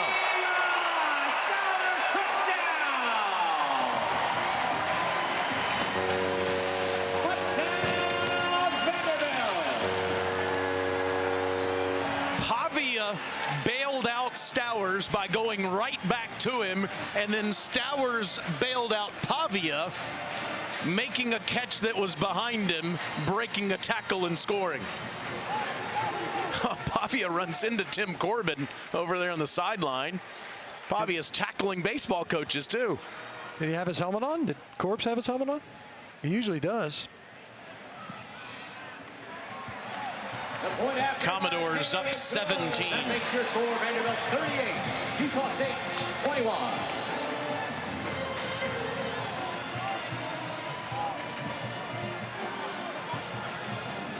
Pavia has tied a career high with 4 touchdown passes. Well, it's not just chemistry, it's trust. So before, you know, Stowers had the drop, we'll go right back to him. The ball's going to want to find number 9 regardless. A heck of a catch. That one was behind him. That was Brock Bowers-ish. Great hands. Just muscled his way in there. Oh, he's trying to celebrate with Corbs. Okay. Tim goes to the ground. There's one of the best college baseball coaches ever. I'm told Diego has frequented Vandy baseball practices as well, guys. Because of course he has. Understandably so. The Vandy boys, you know, will be good again, as they always are.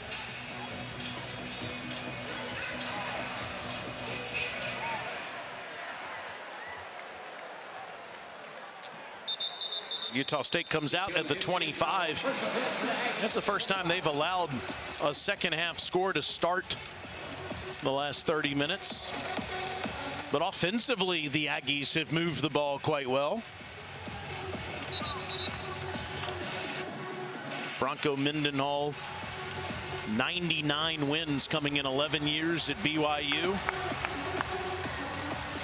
5-7 last year at New Mexico, and he is certain that Utah State will be a winner under his watch in the years to come.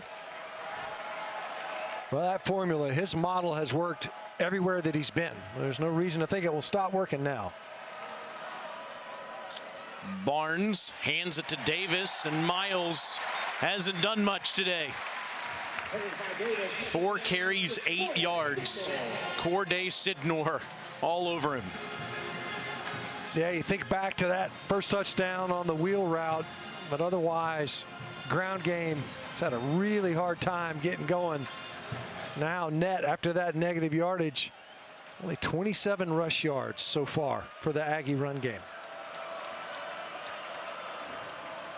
2nd and 12. Barnes is pressured, gets out of there, and gets something out of nothing there. Back to the 28-yard line where Patterson was in front of him.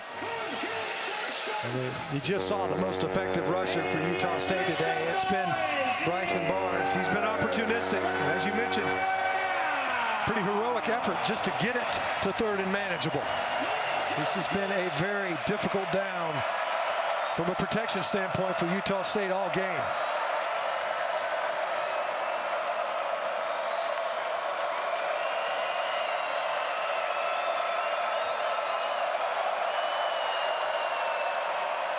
Has time, throws, Pagan can't catch it.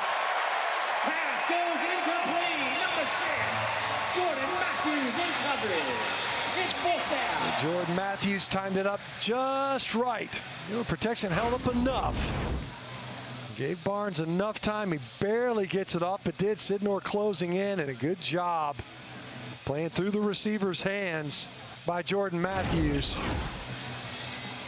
That's not an easy receiver to mark. Braden Pagan, as we mentioned, a big touchdown catch going into half. Most people think it's kind of unusual going from Tennessee to Vanderbilt. He has said it's kind of cool hearing all the people talk about Knoxville and Nashville.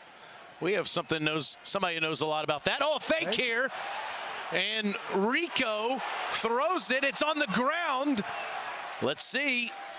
I'm not sure he wasn't out of bounds. Josh Sturzer on the catch. I think it's close. Ruling on the field is a completed pass, fumbled by the runner on fourth down. By rule, the ball is placed at the spot of the fumble, which is short of the line to gain. First down, Vanderbilt. There you go.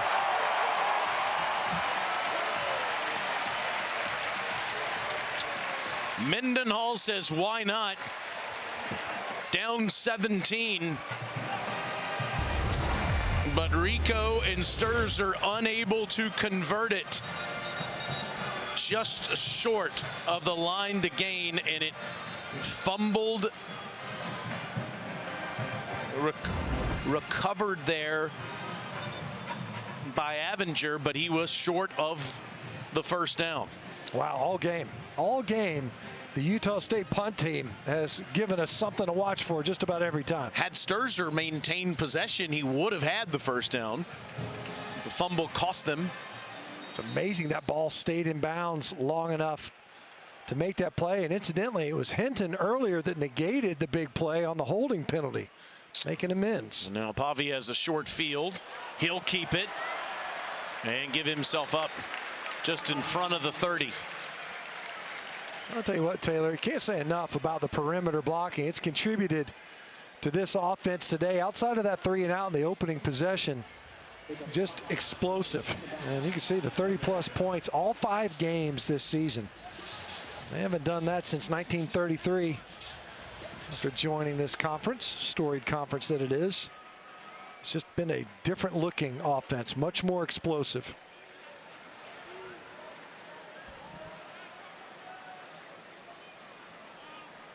Managing the clock all the way down to 5 on the play clock, and Pavia now running around, buying time, and caught. Or they're saying incomplete. Stowers had it.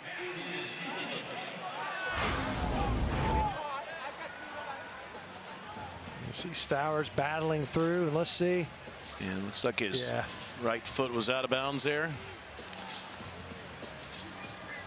But over and over again, we've seen Pavia throwing on the run, buying time, and as they're saying, did not have firm control before he would have touched out of bounds.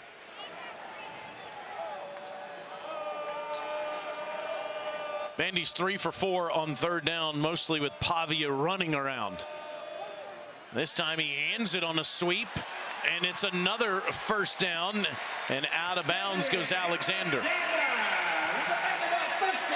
I mean, it's just, you got 2 options, right? Pavia keeps it on the counter, and you run behind those 2 pullers. You see the pullers there, or you hand it off to Cedric Alexander, and he's just running behind his running back. So his receivers rather, Trey Richardson and Richie Hoskins. Hoskins, he gets a pancake block. Blocked his guy all the way to the ground. All game we've been talking about. He came out talking about the offensive line. They've done a fine job. But it's been the perimeter blocking that has really stood out in this game.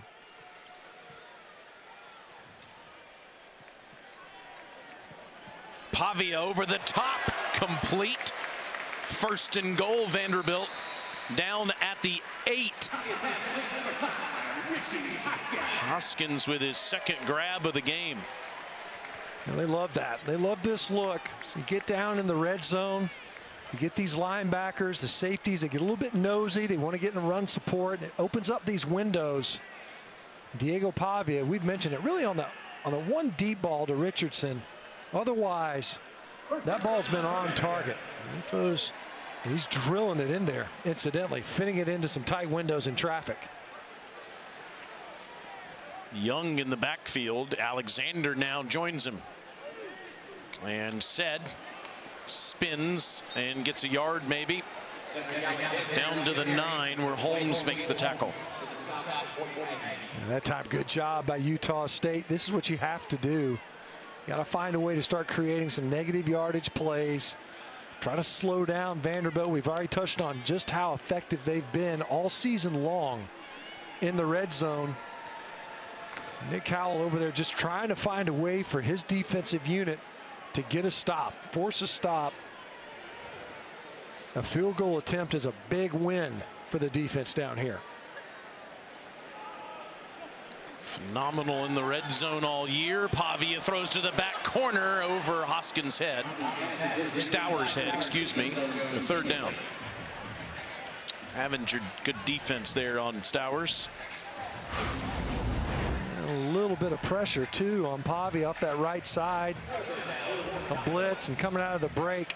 Stowers stumbled just a little bit. Was more than enough to make that ball out of reach.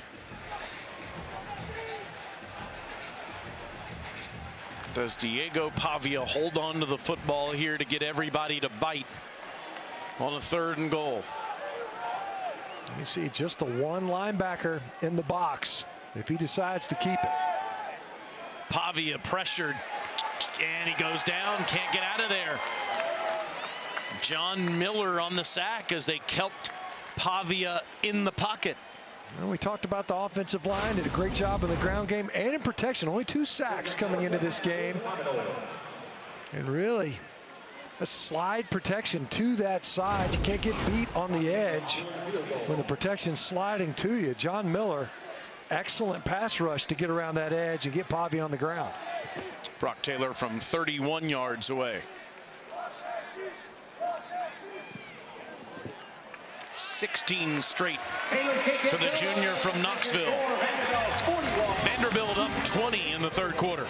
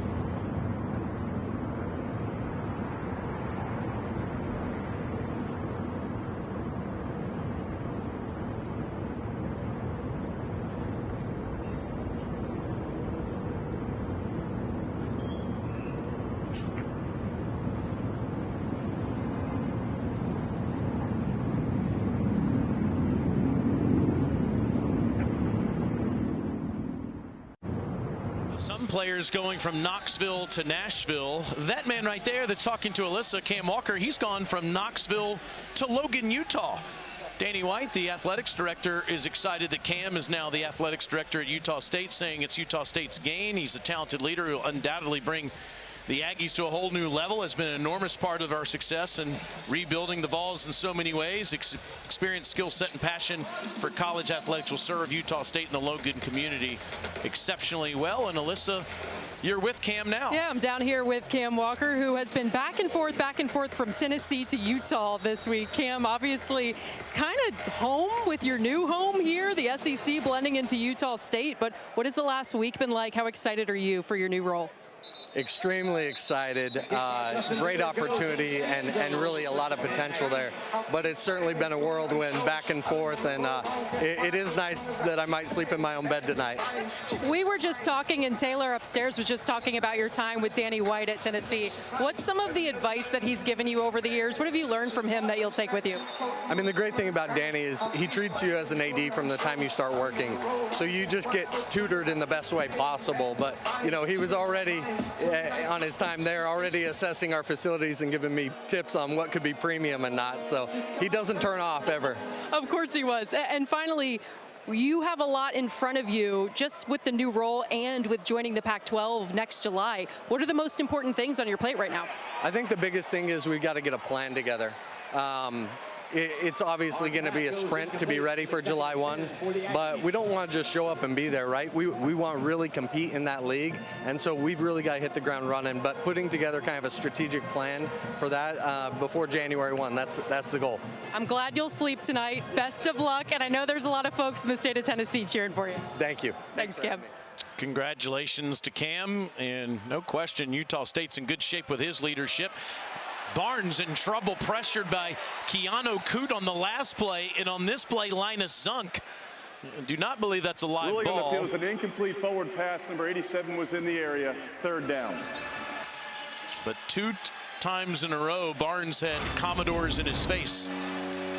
Yeah, the pressure coming off of the edge, Zunk, and Barnes just really lucky to get that ball delivered. Had to sidearm it just to unload it so you didn't end up taking that negative yardage sack.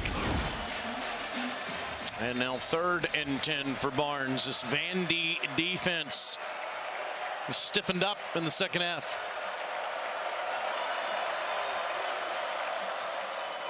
Handoff. And Noah White will go forward, but short of the first, up to the 31, and Utah State will have to punt. And remember, Cam Walker is going to be the athletics director in the Pac-12 starting next year. Basically, the Mountain West is moving to the Pac-12. That's right. Almost all their programs are going to the Pac-12, joining Washington State and Oregon State next year. He timed it great. You know, this is basically a home game for him. And then next you get to go to Hawaii. It's not a bad gig.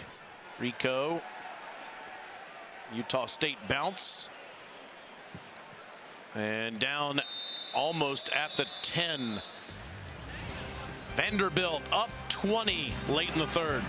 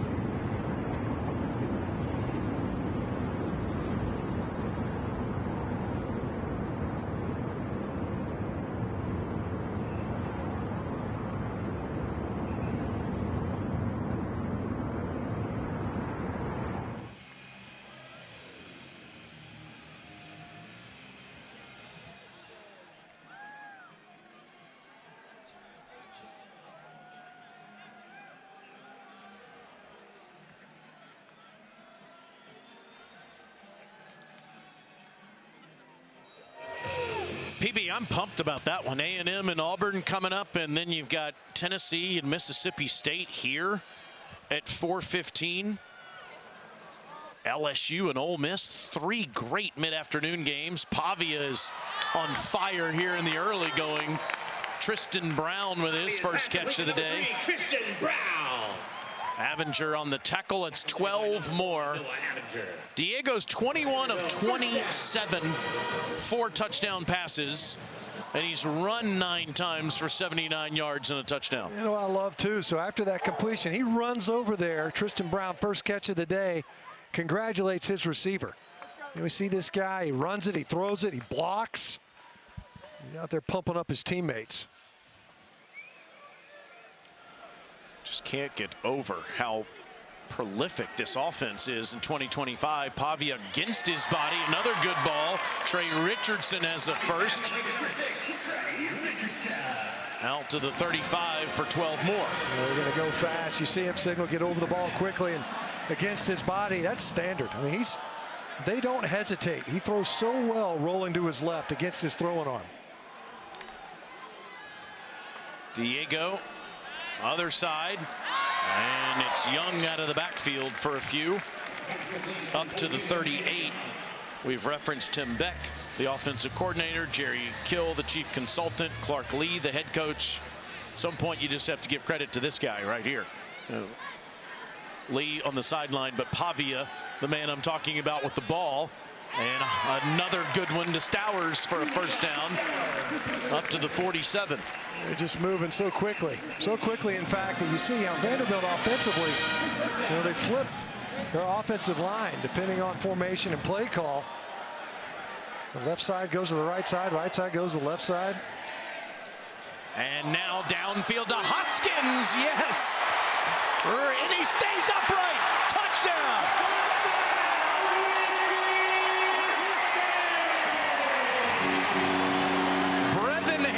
Couldn't bring him to the ground.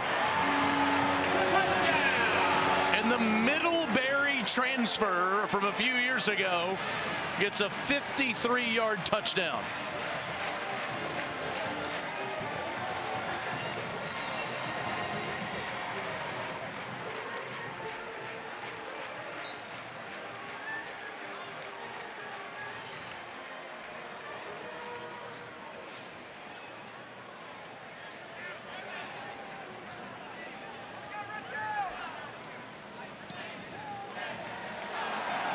This is not your father's or grandfather's Vanderbilt Commodores, my friends.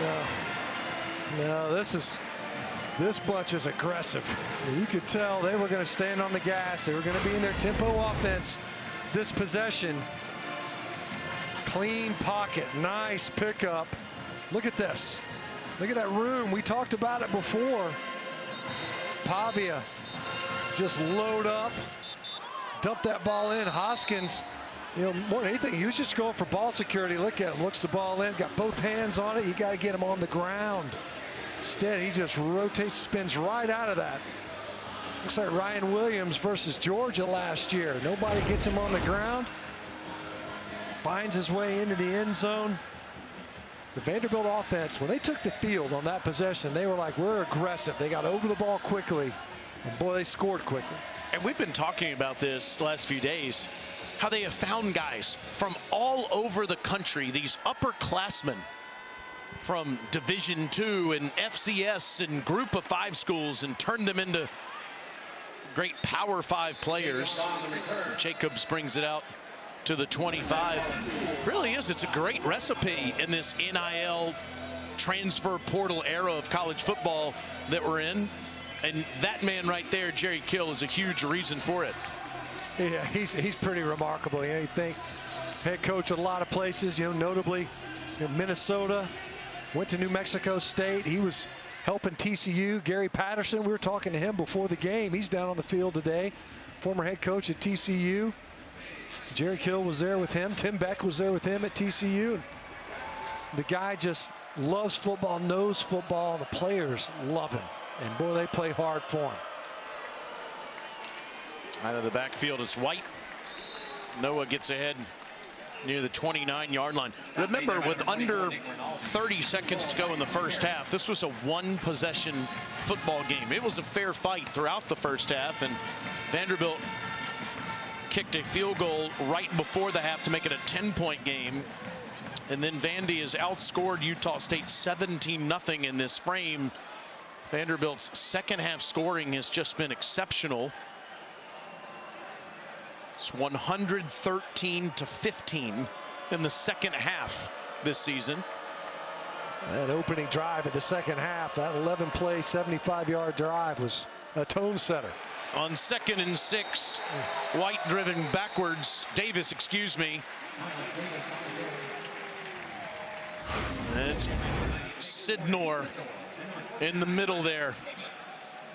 And Miles Capers. Capers in there to clean it up for Sidnor. And interestingly, as you mentioned it, the veteran player, Sidnor, been in the program a couple of years. He's a graduate. Miles Capers, graduate. We'll have to wait on that third down. As this third quarter timeout. Vanderbilt start is continued in Game 5 in Nashville.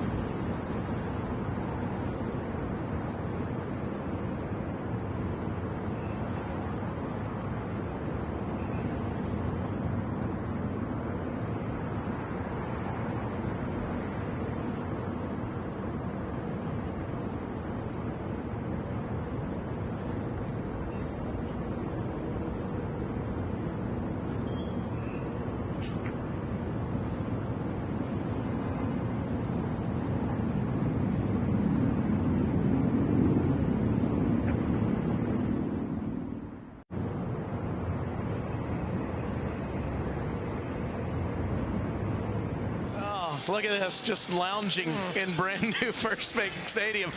Reporter? Yeah, Stinch has always made fun of her because he thinks she's in actually the stands, and she is. I need an adult beverage. That's what I need. Wait about 40 minutes.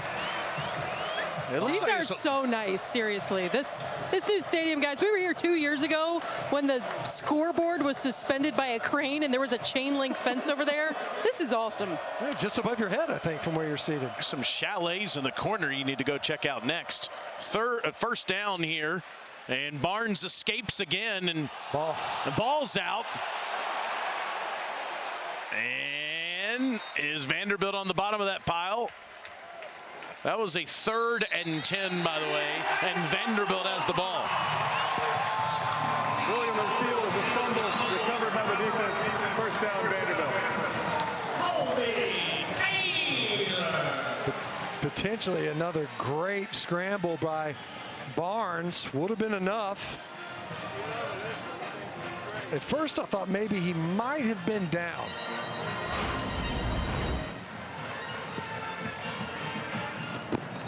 Great job. Nah, that ball's hatcheted out. Great job.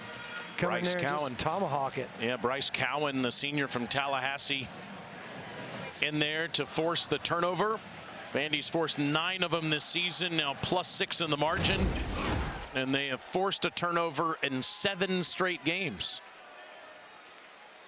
As part of that turnover margin, they do a great job of protecting the ball. Pavia loading up again. Why not? Richardson's down there. Oh, it's intercepted. Avenger stepped in front. Yeah, no sooner do I say, wow, they've done a great job protecting the football, and Pavia hangs one up. Avenger able to keep him out of the end zone with the pick. Diego gets a bit greedy, and Utah State gets the ball back.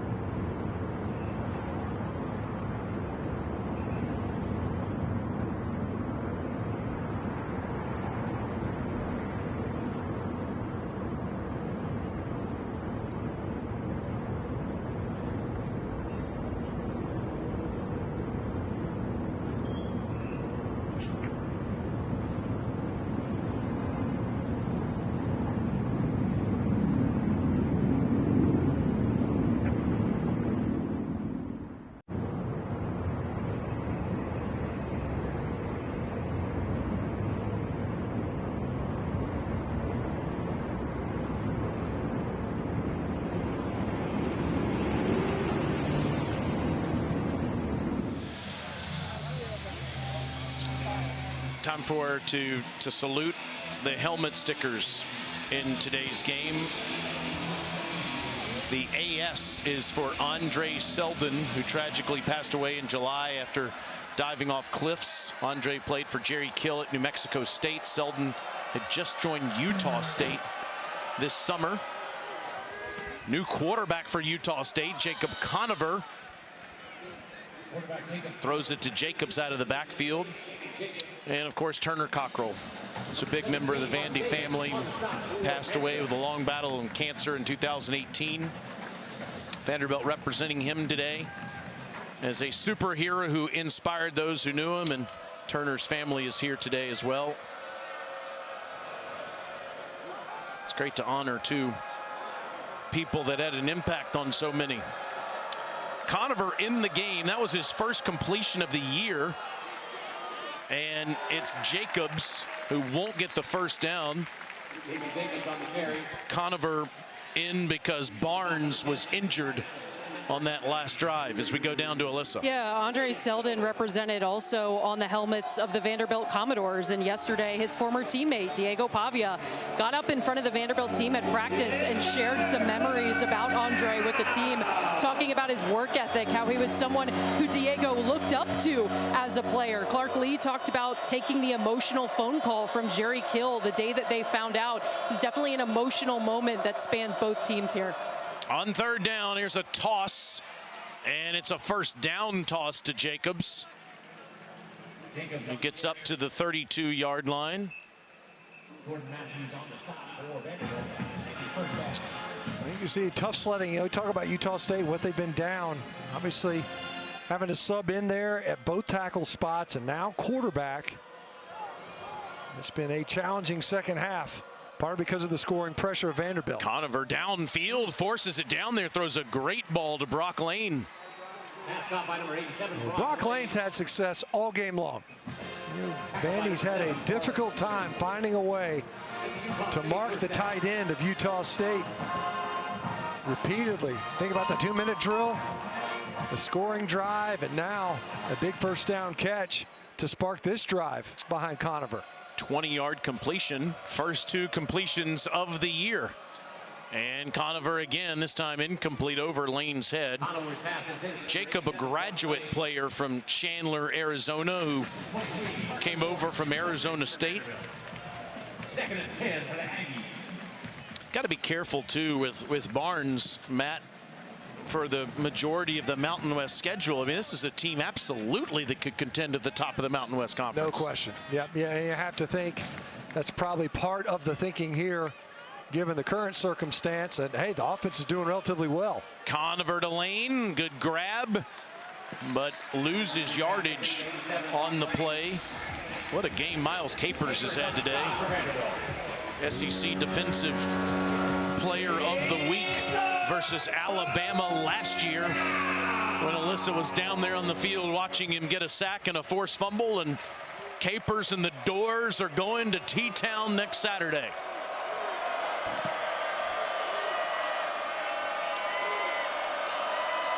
Utah State 3 of 11 on third down today.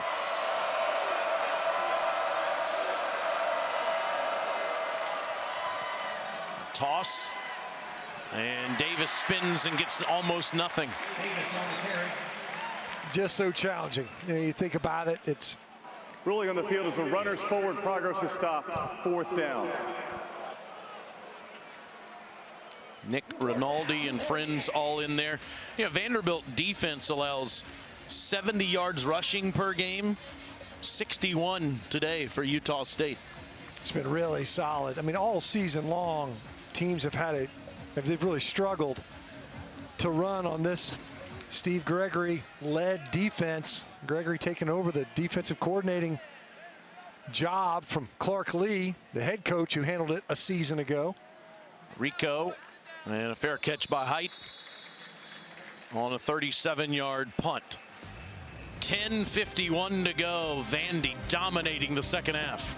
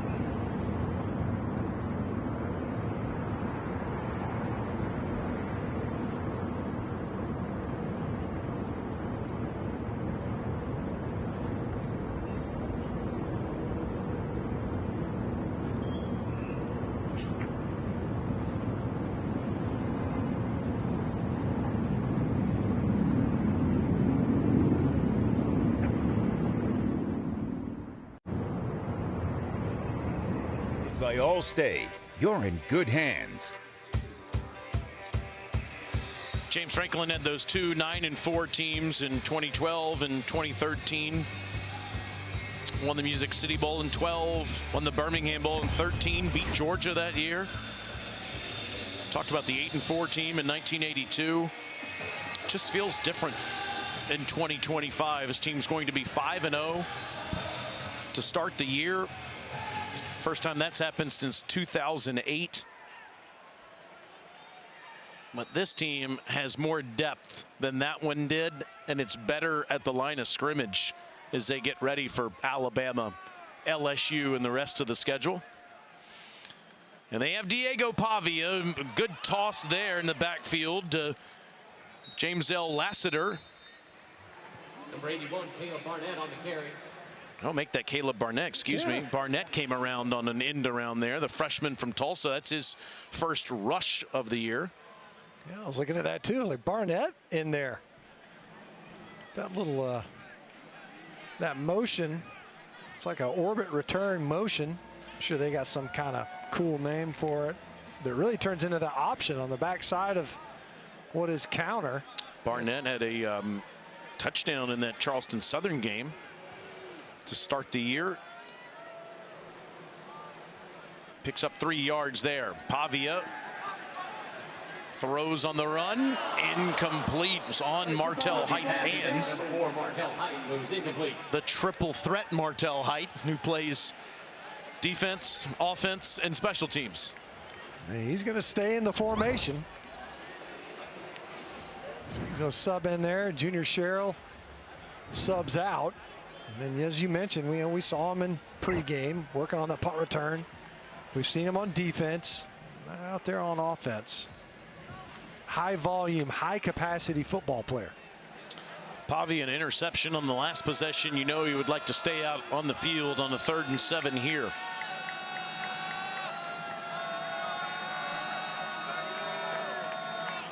Diego throws underneath. Hoskins, that won't be enough. Well, that time Nick Howell says, look, I'm going to bring the house. I'm going to make you pick it up. Vanderbilt actually did a pretty good job in protection on the pickup, just not enough finding Hoskins there. Nick Howell, of course, the old Vanderbilt defensive coordinator, who now is Bronco Mendenhall's defensive coordinator. And Nick Haberer comes back on the field. There's Howell. We were here a few years ago when the previous plays under video review for potential targeting. Timeout. Howell and Vandy knocked off Anthony Richardson in Florida, and he went last year to New Mexico. Let's see if this is targeting here. And so Avenger, I think, comes in. Well, I mean, part of it's crown of the helmet, part of it's, launch. He's not a defenseless player right here. He'd already made the catch, but is it a crown of the helmet? Avenger does kind of lower his head there.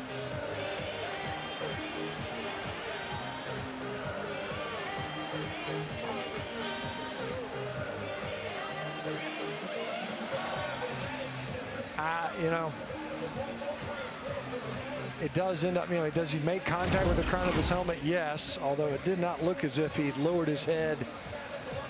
Where it ends up hitting in the crown of the helmet was underneath Hoskins' face mask.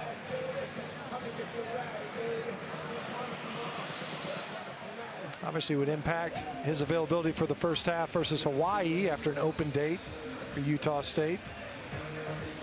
Yeah, good point about that game. They need him out there on the field. Senior from California.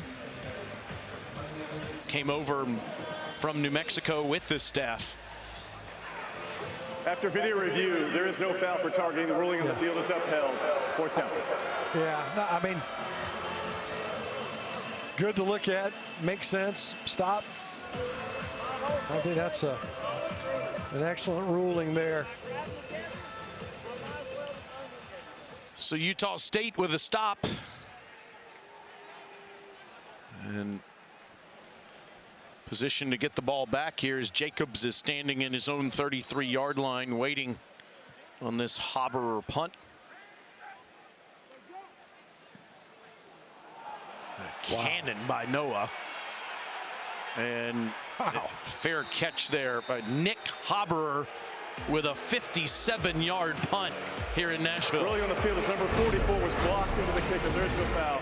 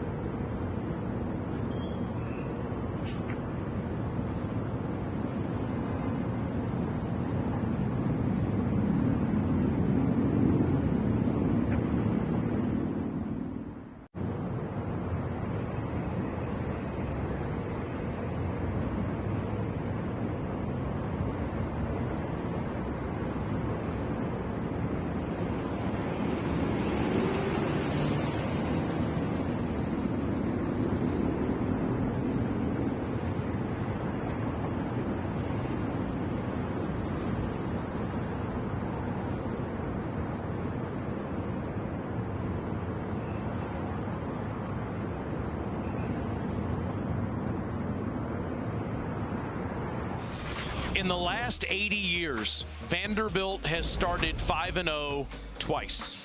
In 2008 and after today.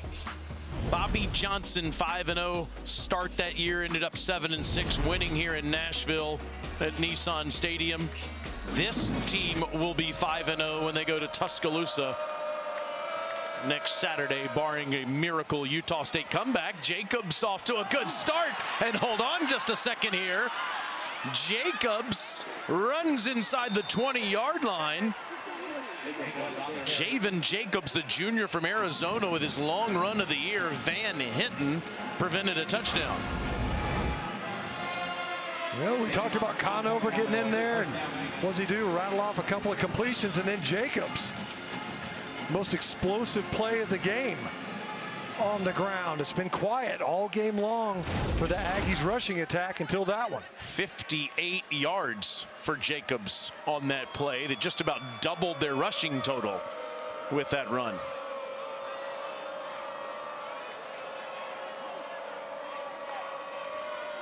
And Conover will load up, throw to the back pylon, touchdown. Perfect 14-yard throw to Brady Boyd. How about that drive? I mean, it's reminiscent of the end of half drive where we're wondering, okay, can protection hold up? What's Utah State going to be able to do here in the 2-minute drill? Well, they just marched it right down the field and got a touchdown. And here with the backup tackles, backup quarterback, you rip off a big run, and then you hit a touchdown pass. Climb back in this thing. Rinker extra point good. First score for Utah State in the second half. Let's hold off on talking about the schedule coming up for Vanderbilt. I mean, Utah State, we knew this. These teams, they don't go away. Bronco Mendenhall is not going to have a team that lies down. Look at that ball placement. We've talked about it all game long. Add a third quarterback in Conover, stepping right in. We saw it earlier. Brady Boyd this time with the catch. Braden Pagan earlier. That pass would have come from Bryson Barnes. You see those guys visiting on the sideline, top 2 targeted receivers for the Aggies offense, and they got no interest in going anywhere. These guys, you come out there, you get a nice drive together. They're still in this game.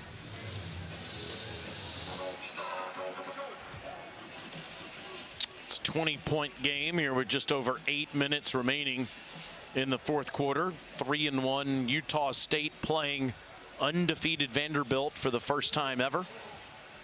Hands team out on the field.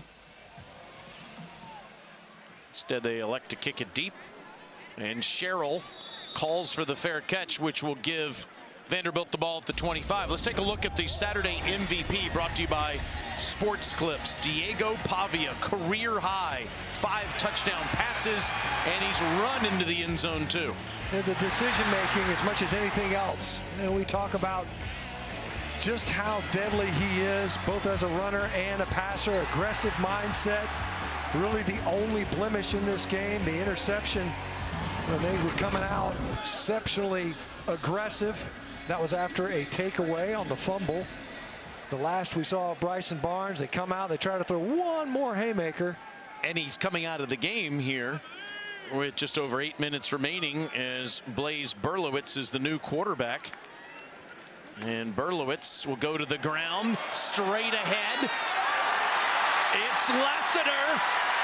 James Zell down the sideline is pushed out of bounds. He's had 3 huge runs this year. A change of pace back from Rhode Island. And Taylor, when I asked everyone at practice I talked to yesterday who the unsung hero of this team is, they all said James L. Lassiter for the energy he brings every time he touches the football. 48 yards. He had a 44-yard run against South Carolina, 35 against Charleston Southern. That one even longer. He doesn't take handoffs unless it's for 40 yards. That's the policy, I guess. Berlowitz again to Lassiter. No, I blew it. And it gets a couple of yards there on first down. I mean, it just speaks to, that run. It's superb blocking up front. You really just have the one linebacker in the box, so it's a really flat defense. Once you pierce that line of scrimmage, it becomes a foot race. We've seen this time and time again. And the Vanderbilt offensive front doing work. Berlowitz, one of the many New Mexico State transfers, on 2nd and 6. Hands it again, and it's Young. McKylan inside the 20 down to the 19. It'll be 3rd down. In games like this, you got your backup quarterback in there, but a lot of your bigs still out there. A little bit of depth players, or Orion Irving in there now. One of the tackle spots. But otherwise, you're thinking, all right, there's a chance you can turn this into an inside run drill. Just keep the ball on the ground.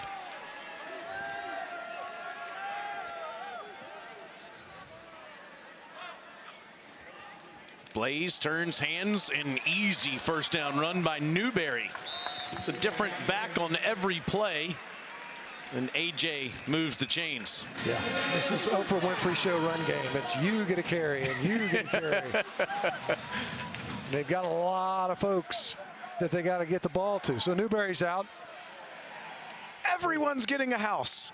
That's right. Caleb Barnett checks in. Let's see if he shows up in the backfield. We saw that earlier. That satellite motion. See if he motions into the backfield, or is it he might actually line up at wide receiver this time.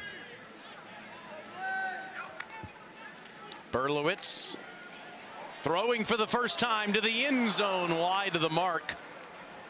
He's trying to get it to Barnett. You can see, one of the hallmarks of this offense, they're going to move the pocket. They're going to get them on the move. Part of it complements their zone blocking, that zone run. Blaze only played in one game for New Mexico State 2 years ago. It's been the change of pace quarterback. Great name for a football player. And German Shepherd. Or for a German Shepherd if you're a SEC football producer. Yeah.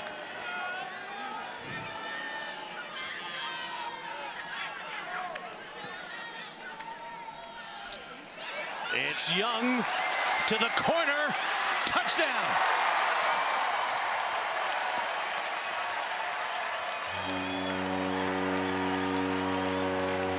Vandy's done most of their damage through the air today. They went to the ground on this drive. Well, the tone was set.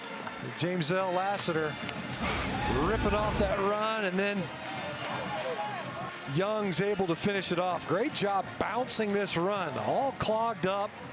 You get those defenders, they kind of get sucked up inside. You're able to bounce it out there. There's just nobody there. Another good block on the perimeter as well. Young. The ruling of the touchdown on previous play is under video review. You're going to make sure that he got the corner. It certainly looked like it in real speed. McKylan had only 201 career rushing yards before this year. He surpassed that this season in 5 games. Let's see Young working to the pylon.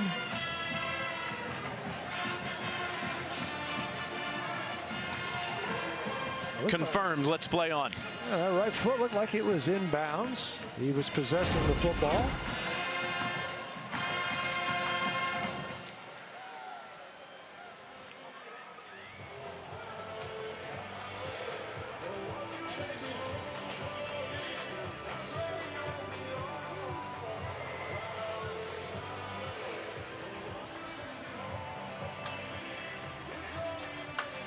You have Young, Newberry, Alexander, Lassiter, all in the backfield they can use. After video review, the ruling on the field is upheld. Touchdown.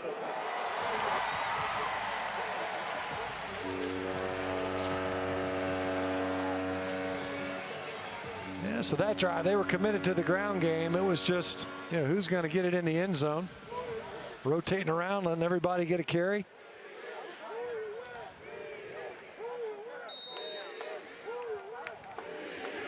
Justin Dewars, the freshman from Plano, Texas, makes the extra point. So you see that run right to the pylon. Look at this shot. Wow, what a good look at it.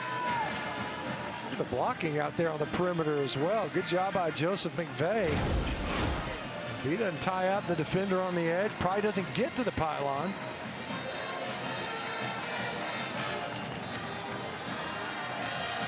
Just wild that Vanderbilt has done this in back-to-back games. 70 last week, 55 this week. First time since 1915.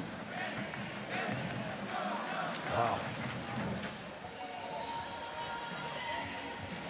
Back when the Red Sox were dominating baseball, sort of like they've done in the early part of the 21st century. Oh. Clinched the playoffs again. What was it, yesterday? Yes, last night. It's nice. Green unis. Never would have happened if our Yankee producer would have just not spoken about baseball. Utah State back at the 25-yard line with 5:21 to go in the game. And Stinch, if you're objectively talking about the SEC, which you always do, primarily with Alyssa on Tuesday nights in the Charlotte studios, hey, this team looks built for what's coming next. Yes, they absolutely do. And we've hammered it, and Coach Lee knows. The difference is the presence that they have, the players that they have, the depth along the lines of scrimmage. The ability to roll deep. If nothing else, it's not just in games. Their second halves have been dominant, partly because of the depth, but it's also the second halves of the season. Conover sacked. You got guys that are still fresh legging it a little bit. As Linus Zonk out there getting them some sauerkraut. It's German reference, by the way. Yep, from Germany. Yes. By way of Raven Gap, Nakuchi, Georgia. But just the depth also allows you to perform better in what is an arduous schedule. Now it's about to get pretty squirrely. I mean, this is the hill gets steeper for Vanderbilt, but they're built for it.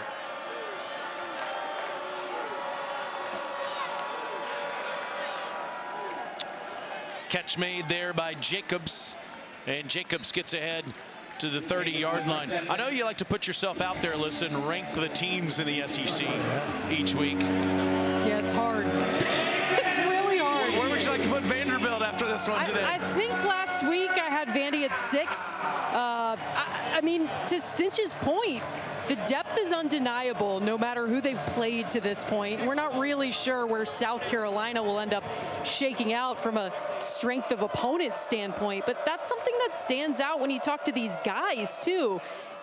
You know, you talk about all the additions out of the transfer portal, and something unique about the additions this year, Taylor, you said this earlier, they're veteran guys. They're guys who already have their degree. They're graduate transfers who understand what it is to go to battle with a team every day. They're guys who have come in from other programs with chips on their shoulder. I think about a guy like Zay Wood, who came over from MTSU. Jordan White at center. He plays with a chip on his shoulder. I mean, this team has gelled together, according to these guys, unlike any team they've played for before. Conover, good pass. He found Garcia on the play before. We haven't called Anthony's name much today. Braden Pagan on that catch for 7 yards. Look, if Diego Pavia stays healthy, if this line on both sides of the ball stays healthy, I'm putting the floor at 8 wins for Vanderbilt. Wow. And the only reason I say that is because we know the schedule that's in front of them. You're talking about ranked opponents, bang, bang, bang. I mean, it's a challenge, to say the least. The thing about the SEC this year is everybody's beatable. No one has shown that they are not beatable. There's no elite team that's head and shoulders better than everybody else. And, you know, coming into the season, nobody was talking much about this Vanderbilt team. Well, they're talking about them now. Another good ball after Garcia made another catch. Brock Lane, who's had a big day. Yeah. Makes his 6th grab for 17 more yards. And you hit it earlier, you know, so, and this other, you know, Utah State, we've seen them twice now this year. This team, they're going to contend in that Mountain West Conference, more than contend. They've been battling their tails off in this game, shorthanded, especially offensively. They got 3 depth players in there right now. A couple of guys have made more than 5 catches today. Conover, that's too high for Pagan. Pagan has 7, Lane has 6 catches. They've had 22 straight games with one player at least getting 5 catches, and with assuming Bryson Barnes is fine to go in 2 weeks in Hawaii, with what they're able to do offensively, Bronco Mendenhall's team is headed in the right direction in Logan. He loves being back in the great state of Utah. Conover, time, pressured, and he goes down at the 31-yard line. Taylor, I want to jump back in real quick because one of you just said this year feels like anyone in the SEC is beatable. Right now, if you go look at LSU and Vanderbilt's matchup coming up in a couple of weeks, ESPN Analytics is giving Vanderbilt a 65.3% chance to win that football game. How about that? More on the schedule coming up in just a moment.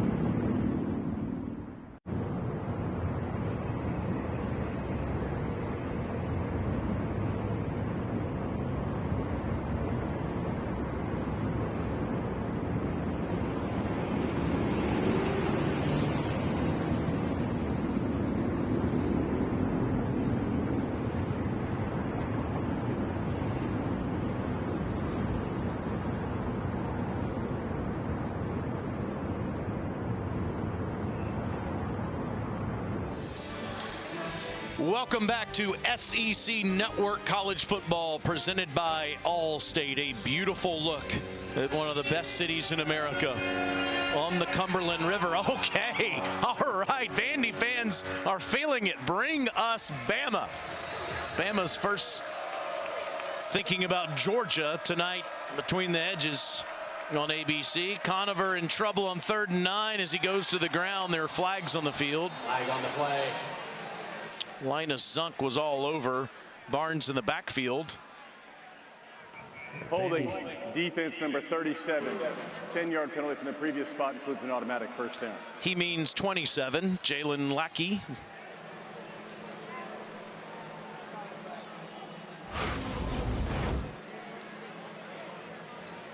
Actually, he didn't mean either one of them. He meant Mark Davis. Oh, there's two. So in their defense, it could be Mark Davis. It could be Lackey. They were both holding. It isn't a 37. We know that. I don't know. I have to check the tape again. Was 37 out there? There wasn't one. Okay. There isn't one. All right. Trickeration here. Garcia, who can throw it, does, and he gets it to Lane. 1st and goal.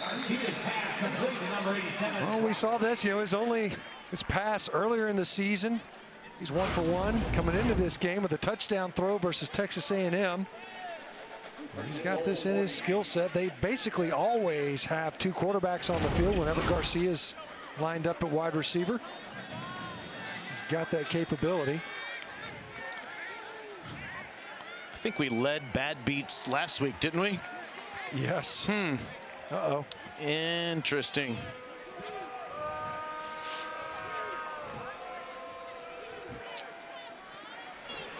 Catch at the 8, and Boyd has nowhere to go. Jordan Matthews on the stop, and Utah State does have 2 timeouts, 1:30 left in the game, but you know they want to try to get it in the end zone here. Yes, lots of interest on this possession.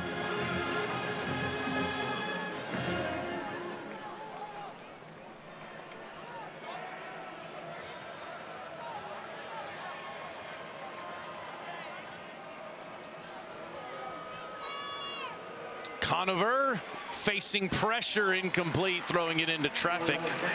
Mark Davis, good job covering up Pagan there. Pagan a favorite target down here because of his length. One more chance at it here. Mark Davis, one of those many 5, 6, or 7-year players that's on the field.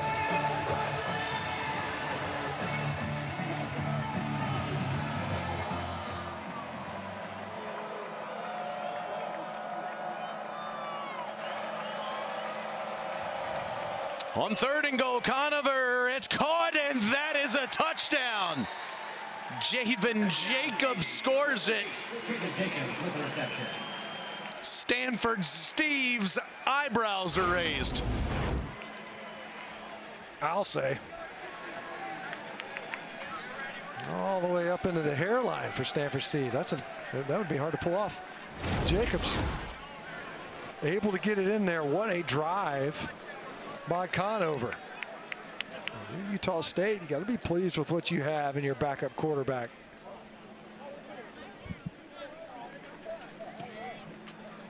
Extra point by Rinker is good, and it's a 20-point game.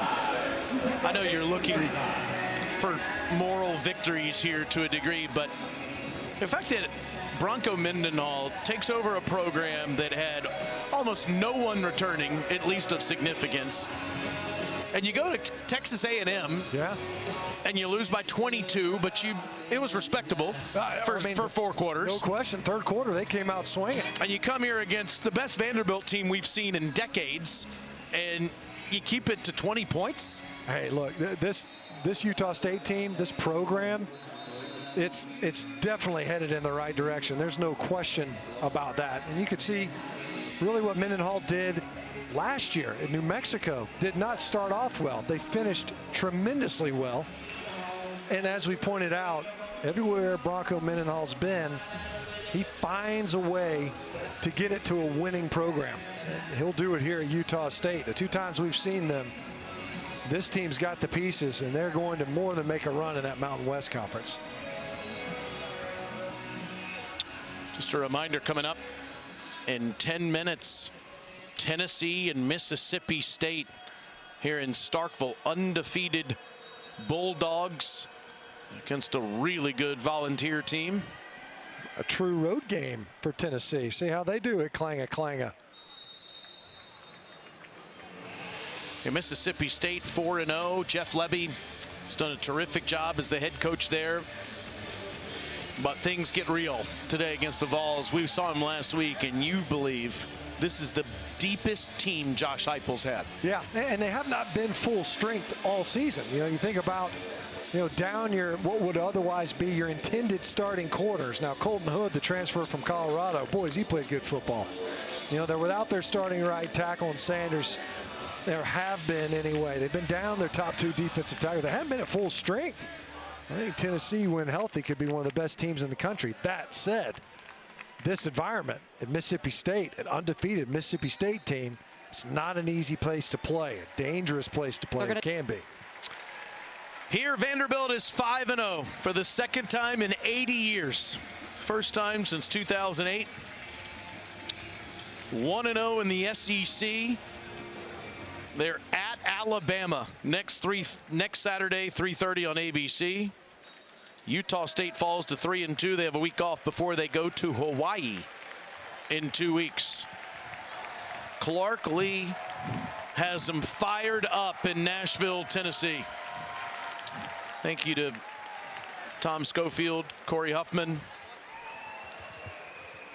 to Rhett Bryan, Russ Moore, to the long-lost Kevin Maloney, for Alyssa Lang and Matt Stinchcomb. I'm Taylor Zarzer. Vanderbilt 55, Utah State 35. Let's send it back to the studio and Peter Burns.